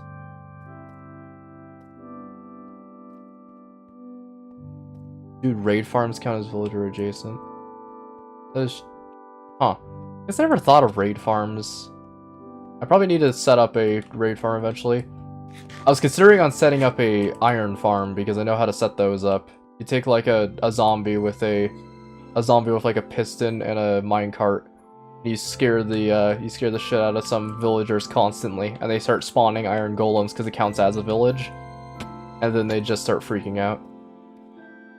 Ah, okay. I pressed tab by accident. Alright. I think what I want to do is I want to do this as well.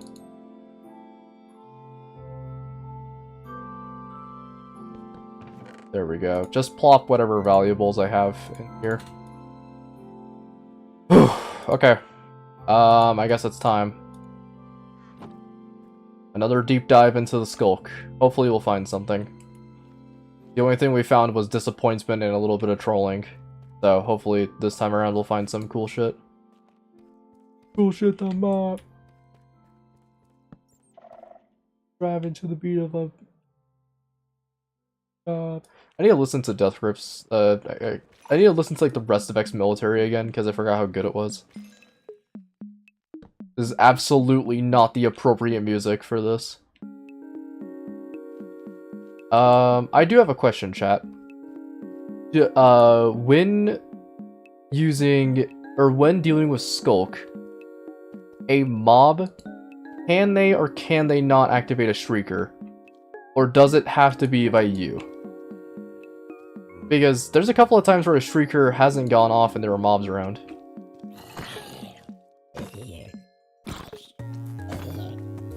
I want to be sure before I do something dumb. I don't think they can? Okay. So, no real reason to just prevent bats from doing their thing. Okay.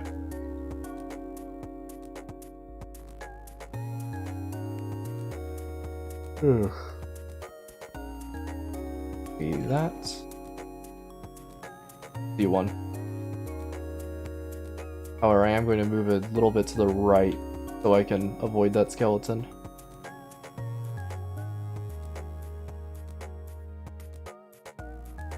I fear he might interfere with my plan.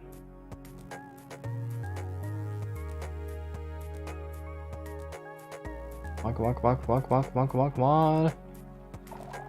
Perfect maneuverability.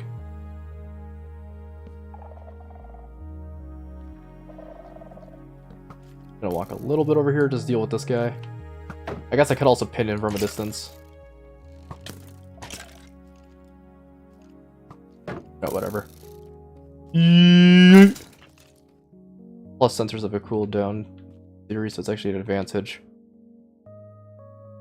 Huh. Skulk sensors pass on vibrations made by the player. The Skulk triggers within 8 blocks of a sensor. Interesting. Okay.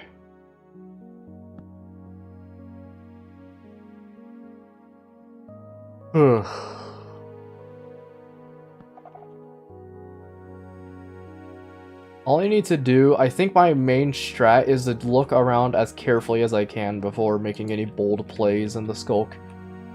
Because I think my accidental thing that I kept doing was, going around and, I was mining a bunch of stuff in the Skulk. And then I think my accidental thing that I kept doing was, not realizing that there was a Shrieker nearby before mining anything. So I think my main strat now is just to try and catch him before I get caught. Also, it's been a bit since I've been in the Skulk. Like, in-game, not in real life, but it's been a bit since I've been in the Skulk in-game, so would that reset the Shrieker count, or is it still, like, one away from pissing off the Warden? Preferably from a credible source this time before I get my head caved in by a Goliath. They decay over time. Okay. Just want to be sure. Because I haven't been here in a like a hot second.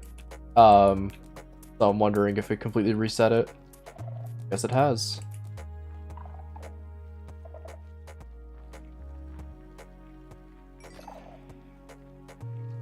Do that. Do this. Do that. Some people may say, Moop, you're kind of wasting a lot of these skulk resources that you could be using for redstone builds. Yeah. I can always just get a skulk catalyst by killing a warden, so they are technically renewable. If a player does not activate any skulk shrieker from the warning level decreases by 1 every 10 minutes. Or 1, okay. 12,000 ticks. Okay. That makes sense. I really didn't want it to just be the shit where it's like, oh yeah, it just never decays. It's still only going to be permanently at nearly 1 all the time. Ugh. A lot of, not a lot of massive skulk areas. Okay. Let's be a bit weary now. I really should put a torch in my offhand, considering I'm not going to be needing a shield. Especially against a warden who's just probably going to kill me immediately instead. Found it. Freaker located. Hold on, is that 2 of them? No, that's 1 of them, and then a skull catalyst that kind of looked like a shrieker. Okay. Careful dismantlement of what makes this place annoying.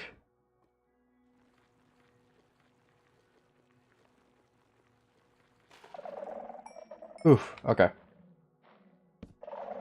Not bad. Really hope there's not a giant skulk shrieker down below us. Well, this is another one of those songs that goes on for 10 minutes. Also, it auto-paused for some reason. There we go.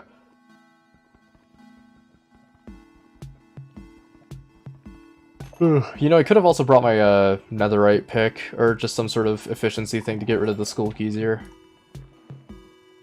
A lot of things I could have brung, but a lot of things I didn't.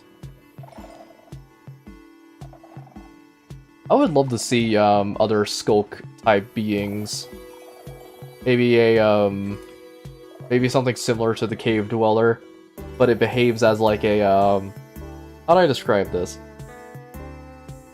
You could have it be where it's like a it's a sight-based thing, so it can only see like so far in front of it. But what it does is like, how do I describe this? It can only see so far in front of itself, and then if it notices you, it will immediately run over to the nearest shrieker and activate it. So it kind of forces you to like be very weary of some of the wandering mobs that are around. Heard creeper. Too easy. And too slow. Want a little skull creature as a pet. Dude, I would love if there was like a little tiny baby warden you can get. Maybe not a warden, actually. A baby warden would probably just like... If a like a normal... Oh my god, there's fucking 2 of them. That sucks. Oh no, that might actually be good. I'll have to think about this strategically in order to make it so I don't activate both of them, but I think I'll have to. Chat, is there a way in this scenario where I can break both shriekers without activating any of them, or is this just like, I'll have to take the loss of just activating one? Because they are like right next to each other. Place wool between them. I guess there is also that skulk sensor. That is true. Wool off the sensors. If I do... Well, actually, I'm going to do this. So if I wool off this sensor, it won't activate the shriekers because they won't have a designated place to really sense to. Let me just make sure there's not another one around. Oh fuck, there's one right there. Does that work? Something like that. Is that good? I'm sorry if I'm asking so many questions, but I also just don't want to fucking die. I'm sure you can understand my concern. The line between the sensor and the shrieker hits. The wool does not do it. Try it. That's true. No harm, no foul. It did decay. Hey, let's go. Nice. Okay. Line of sight based. I'll have to keep an eye on that. Very clean. Okay. Cool. Thank you, chat. Thank you, chat, always for not killing me intentionally. Ow. Whatever. No real reason not to run right now. We're free. I tried my best, okay. To be fair, the one time you did try to feed me misinformation, it did nearly get me killed, so being very careful about that kind of thing.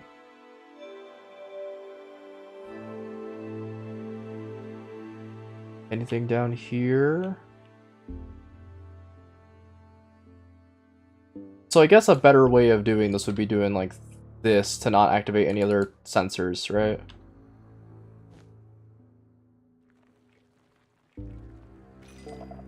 Oh. Perfect.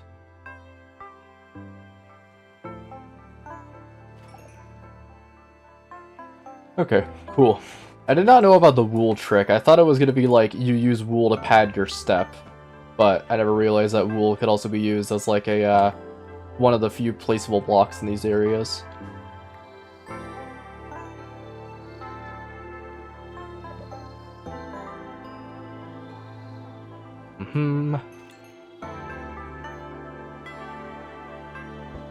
I did not mean to do that. There we go. Forgot you need a weapon that, or you needed something that can't be right-clicked.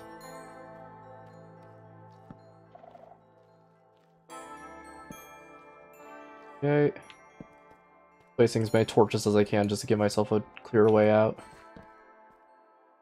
If there's sensors below you, then it blocks it. IDK if it's above you. We'll just set blocks the raycast. Okay. That's kind of how I figured they worked, but I wasn't entirely sure. Alright, well luckily I'm not dead, gamers, so let's keep on keeping on, and hopefully we can find that fucking city I've been set out to do. And not get murdered down here. Because that's not very cash money. Bitch. Cool. And I'll just put the torches here. I need this shield on me just in case. Can't risk accidentally having a creeper or something knock me into an inopportune scenario with skulk. Actually, I'm just gonna book it in this direction and see if there's any skulk around here. Ow. Bitch. Okay. Let me just... Oh, Diamond Days? Moon Days? Okay. Doesn't look like there's anything in that direction. What about in this way? Eee.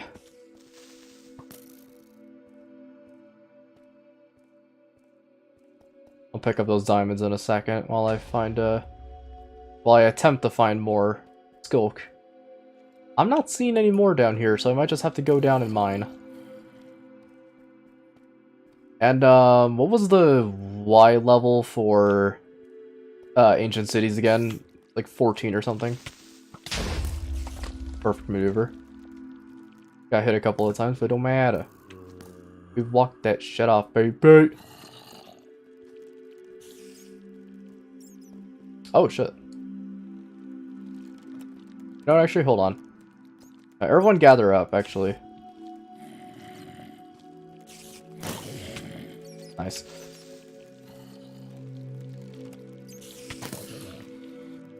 Beautiful shots.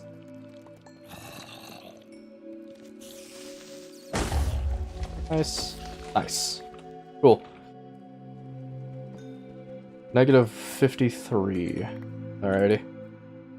I guess we'll try moving down to that. I haven't been going down that far all too much, so I wonder if we should just hope that we get lucky while doing some simple staircase mining. Also, man, Tazwell fits the cave aesthetic so goddamn much. I love it.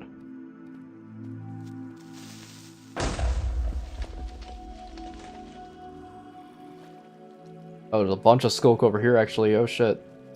How did I not see this?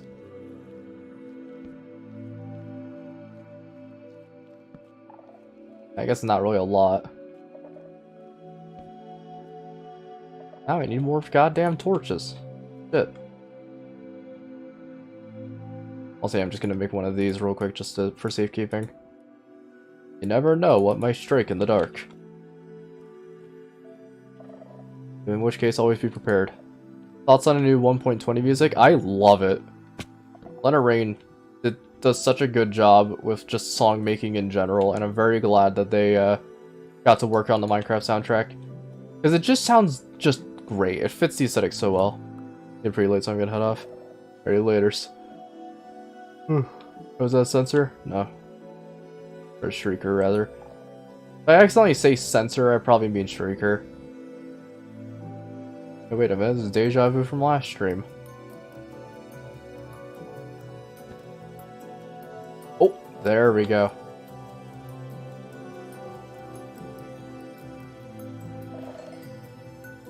Perfect. But I think Lena Rain did a very, very good job with the new updated music. Sure, C418 kind of captures the essence of like I guess C418 kind of captures the essence of like, oh my god. I'm leaning forward in my seat to see if I see any shriekers. Oh wait, hold on. Yeah, that's a catalyst. There's one. Okay, hold on. What's my best maneuver here? I need to get down to there to get the shrieker, but it's a bit of a fall. You are staring into death. And I smile at it. Water? Would water activate it? I don't have any water on me. I don't even have buckets. Oh, fuck. Or boat. You know, I might try this.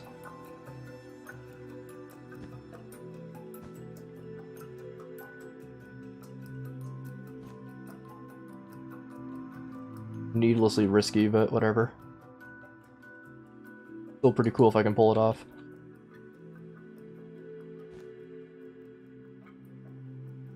I hope that's the only shrieker down here.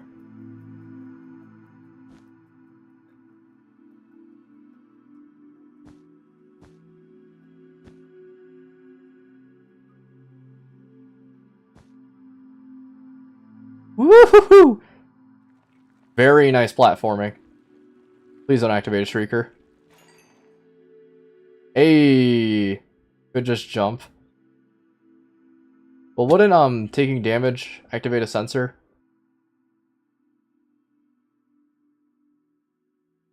Okay, hold on. Before I do anything, I'm gonna go investigate and see if this is actually a shrieker or not. I think it's just a catalyst. Simply do not take damage. That is true. Don't know why I didn't think of that sooner. That is a... Is that it? No, that's a catalyst.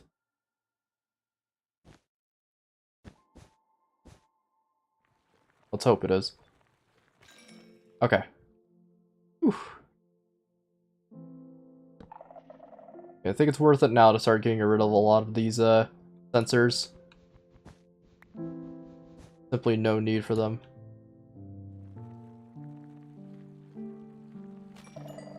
What? How did you activate that? Lamau. Anyways, okay, I'm very glad that we didn't just fucking die. No wool. Yeah, I probably should have just done the maneuver of shearing sheep for literally like a second and I would have gotten more wool, but I could also just do this. Aha. Infinite duplication glitch. Credits is playing again? Oh, thank you. I don't like skipping credits, but also I'm just like, it goes on for 10 minutes. You know what I'm actually gonna play? I'm gonna play Dragonfish. We haven't listened to it yet.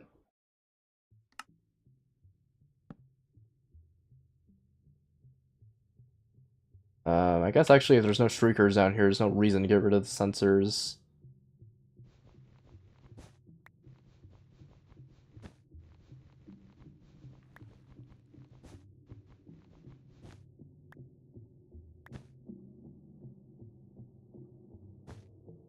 Ugh.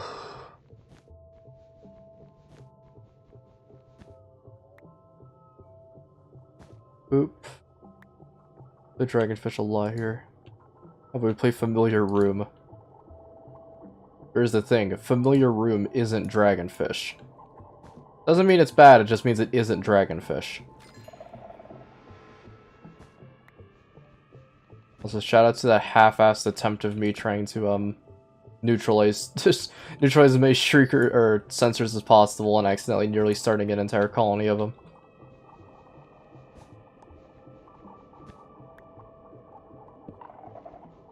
Do that. Should hopefully be reaching an ancient city. We are kind of getting down there. This is just labeled Deep Dark, but I'm thinking maybe trying to go down using strats like, just for example, standard staircase mining might be a little too risky. Also, I'm missing a piece of wool.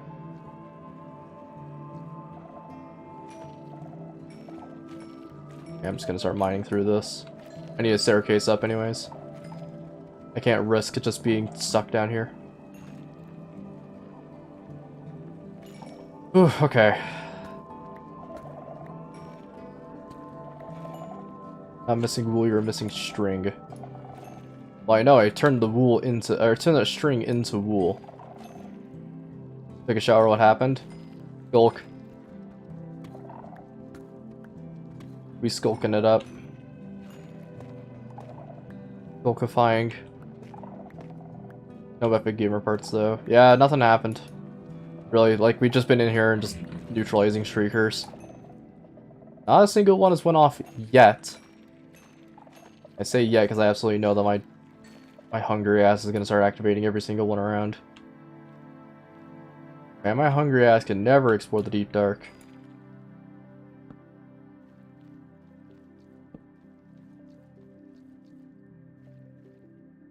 I could try heading up there.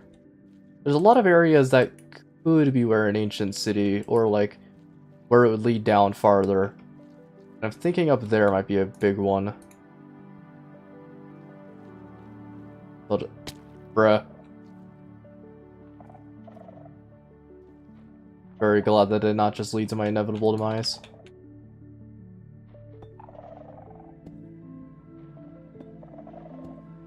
That.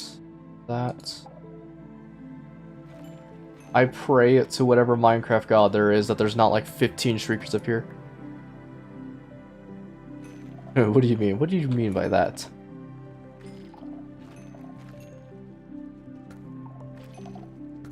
Your horny ass can never meet his sensor.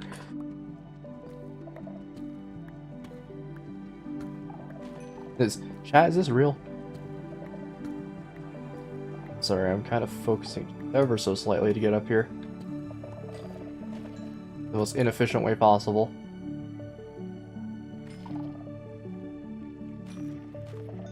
Pulls no shirker, pulls...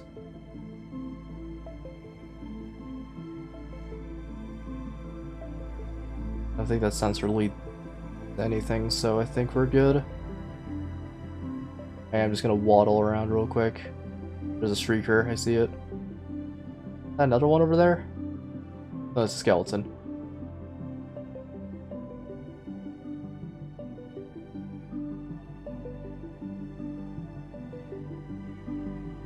Hey bro, listen, I know that we're not on good terms, but can you please, for the love of God, not attack me right now? That's gonna activate a shrieker. Oh. Thank God. Okay, let's start marking the path a bit.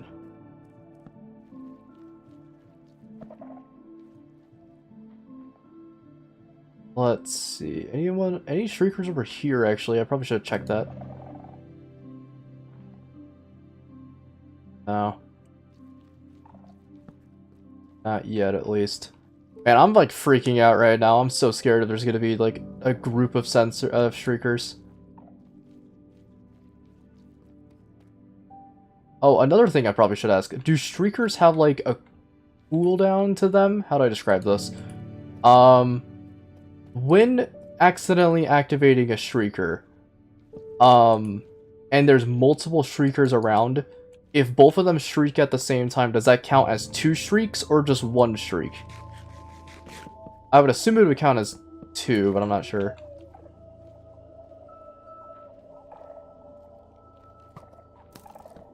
Oh, dude, you're not helping.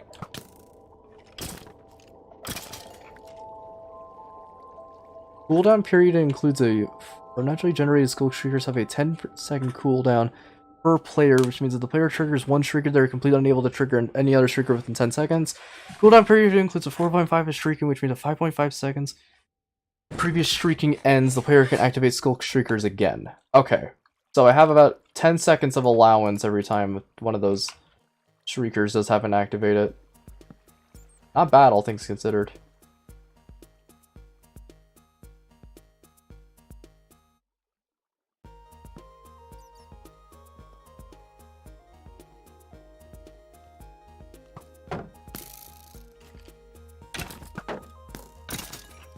Not activate that sensor over there. I feel like exploring the caves just like this in real life would fucking suck.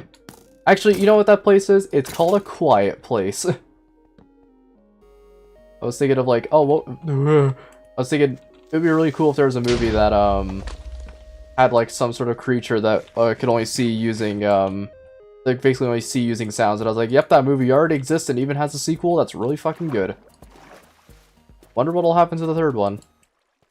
I wonder what did happen to the 3rd one. That is a lot of fucking creepers. And a lot of lag. Oh my god, the lag. No. Don't fuck me over now.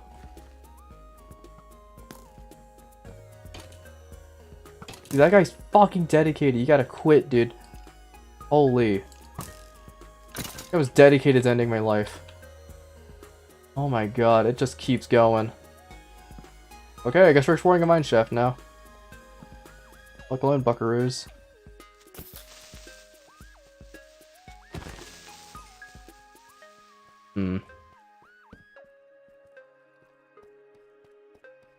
I think, where are we at the Y level?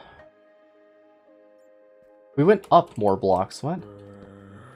I'm just confused. Oh god, this lag. Breaking the shrieker while it's shrieking will spawn in the warden when it is broken instead of when it ends. Huh. Interesting. I guess it's still kind of just like doing its routine, so that makes sense.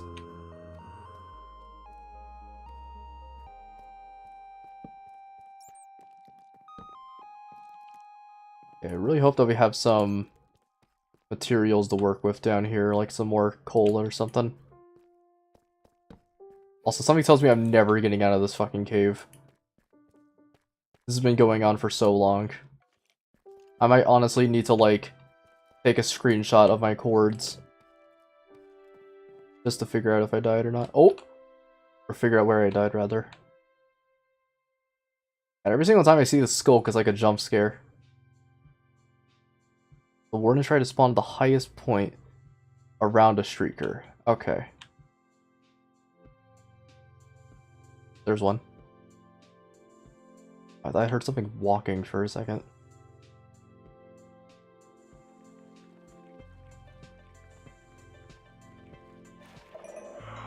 Fuck.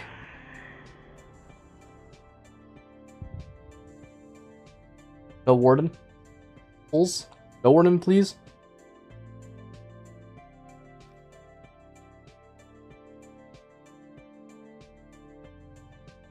Really should have neutralized that. That's on me. Fuck.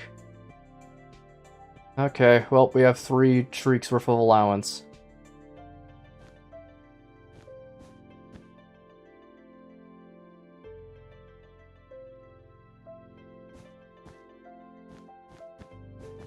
Gonna do this just to be safe. You never can be too safe, really.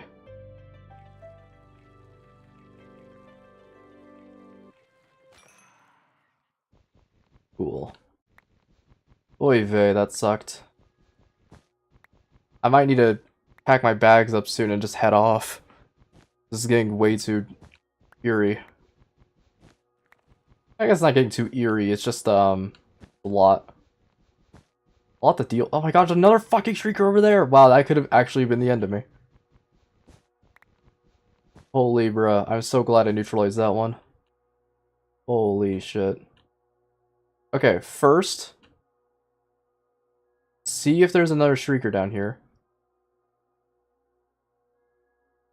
I don't think there is, and I really fucking hope there isn't.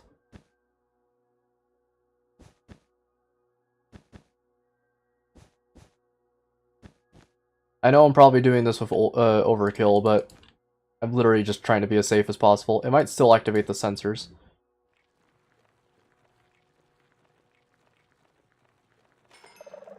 Yeah. Okay, well, we got them neutralized. At least that was 1 shriek out of all 3 of them, so that's not bad. I just gotta be careful now. Or I could wait a very long time. It was like 10 minutes or some shit. Ugh. This is getting scary. Why isn't the music playing? Oh, it is. It's playing Boss.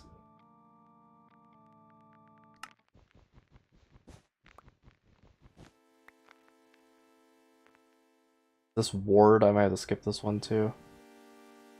I just skipped Boss because it's 10 minutes of literally just nothing.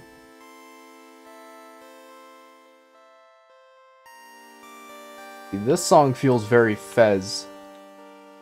Very Disaster Piece-esque type music. Ward goes hard. Does kind of go hard. Pretty cool. I like it whenever when it's with like a mining aesthetic. Like going into the caves and shit.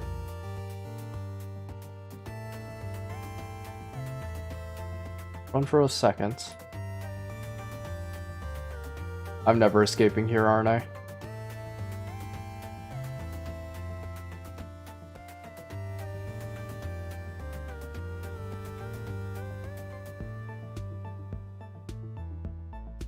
They can do this strat of using downward momentum to give me a boost. Looks goofy as fuck, but actually works.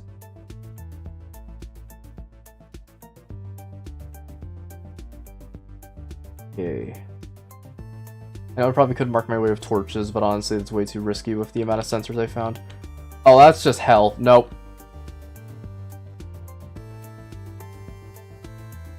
Sprint, crouch, jump out of here. Is not how Minecraft movement works. I don't fucking know, man! Listen, I did not know about the whole, you could tap sprint and then you could crouch jump like this. I did not know that because I didn't know it preserved momentum.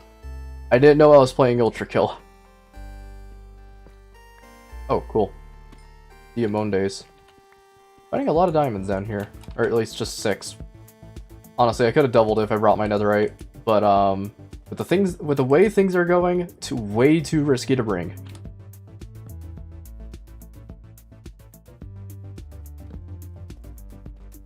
Let's see. Okay.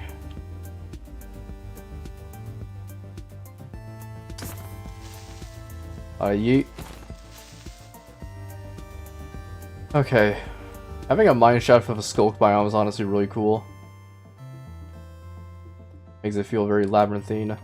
Wow, if my stream can stop fucking or my game can stop fucking dying. Holy shit. I don't know why the game is starting to lag all of a sudden around here. Maybe it's trying to spawn in all the evil wardens that are spawning beneath me in this totally ancient city that I just discovered.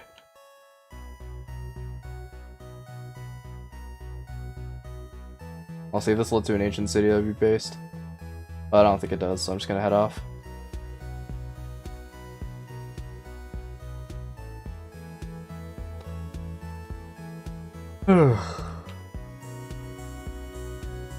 Let's see, I don't know why my game is lagging so much around here. I don't think the Skulk is a super like intensive biome when it comes down to trying to run it. It's just a lot of blue, and then just a lot of like teal and darkness, and then when everything goes to shit, it's just more darkness. Oh, look at this.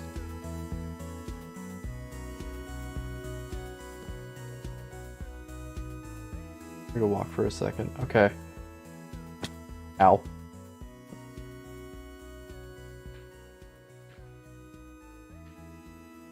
Heard something.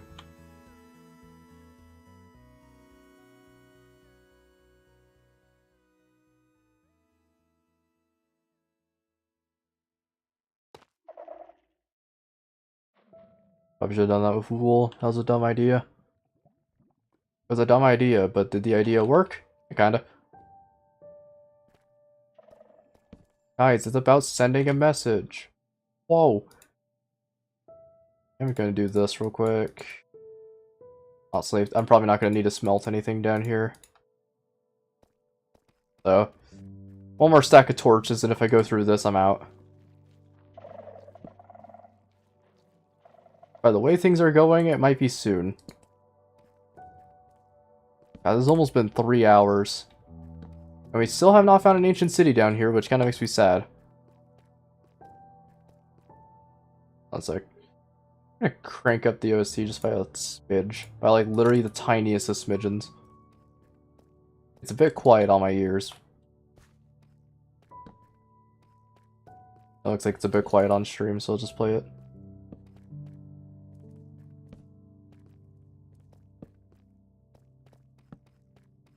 Ugh, man, I cannot wait until we get the one random moment where I'm just walking around minding my own business and I place down a torch and then I look up and all of a sudden there's like 15 shriekers and a single sensor that's just chilling nearby and they all go off at once.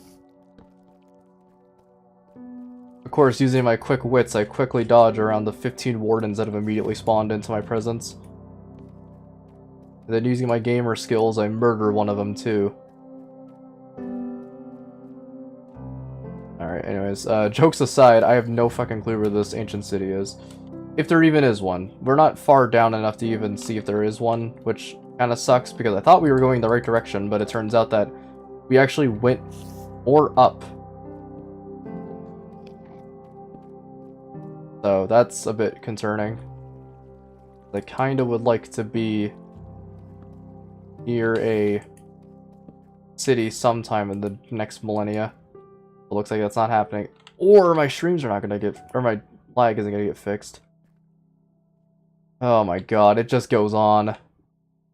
We might have to make a pit stop here, gamers. That's a lot of skulk, or that's a lot of that's a lot of mineshaft with no skulk. No ancient city.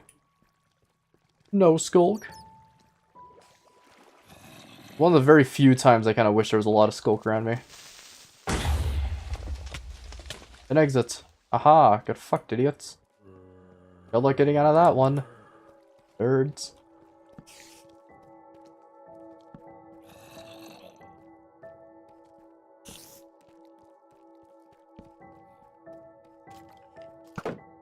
No. Hold on, let me look over there real quick. Okay.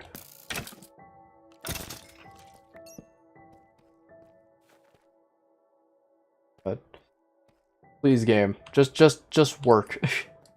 Ever so slightly, just work.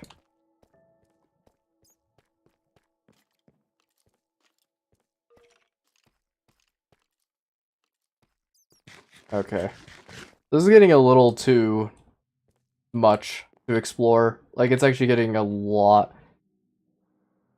It's almost giving me way too many options to work with, but, that's fine, I guess. The only thing is I really wish there was just a ginormous ancient city down here, or even just a small one, but enough to get the, but enough to know that the theory of putting them underneath, snowy mountains is true. My god, this lag, what the fuck? I'm actually getting really upset about this lag because this literally has not happened before. I know loading in new chunks commonly lags the game, but this is just egregious. Jesus. Okay. I think I'm just gonna walk in this direction until I run out of torches. Or until my game decides to just crash out of nowhere. Speaking of which, I probably should just go and save the game. What the hell is all that? My god, there's now no skulk down here. Maybe it's, maybe my game is rendering way too much. Oh my god, okay. You know, hold on a minute. Crank that down by a wide margin. See if that just fixes anything at all. Kinda. Oh my god, there's so much cave to this cave. Jesus. And no skulk. I'm like actually really mad that there's not a lot of skulk. Skulk is the sign of promise now. Because when there's skulk, there's gonna be me. Also, yes, I did see that diamond.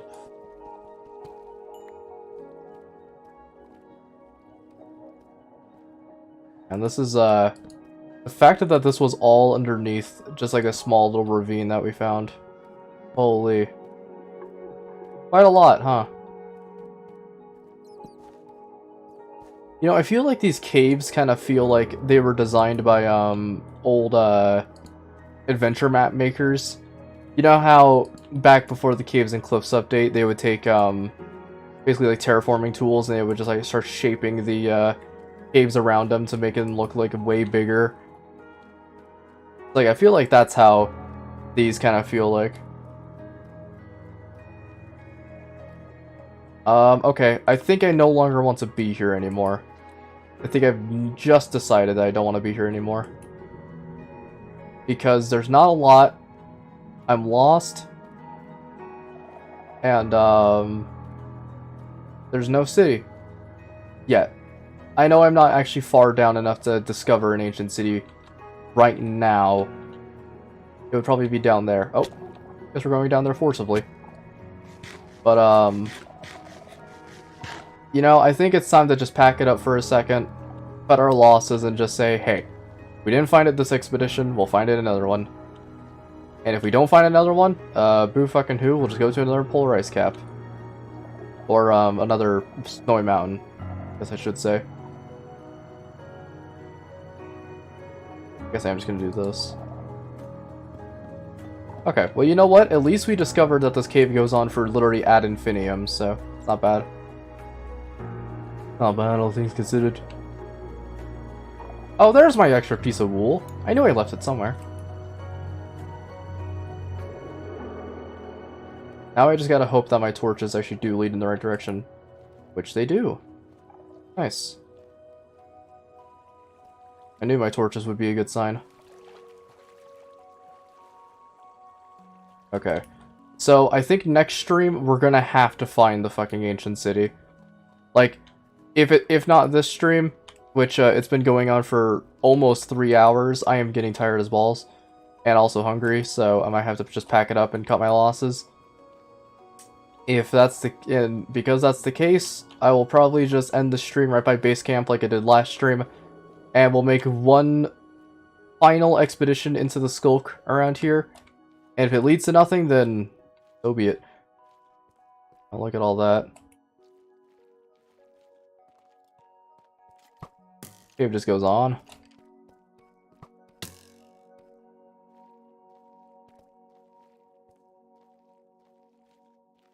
Ooh, sweet God. It just keeps... It, like, literally, this cave, it just definitely feels like adventure map type cave. Not to say that's bad, it's actually very pretty. But, considering the fact that it's been going on for this long and there still hasn't been any signs of an ancient city, kinda makes me a bit scared. If there is none. Honestly, if there is none, then, like, so be it. We'll just go on another expedition to find another one. But I really want there to be an ancient city, because I love the way they look.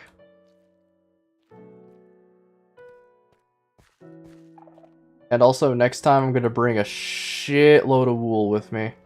Oh, there it is. Base. Ooh, I actually found my way back pretty well. Not bad. Okay. So, gamers, that's gonna be in the stream for me. I'm feeling a bit eepy. More hungry than usual. So, I think this is gonna be the end of the stream. Thank you all for watching. It's been fun. Tomorrow, I believe tomorrow will be the day, or will be the time, or maybe later tonight, but I'm not entirely sure yet. So thank you all for joining. Thank you all for joining the stream, and I hope you all have a wonderful evening. Laters.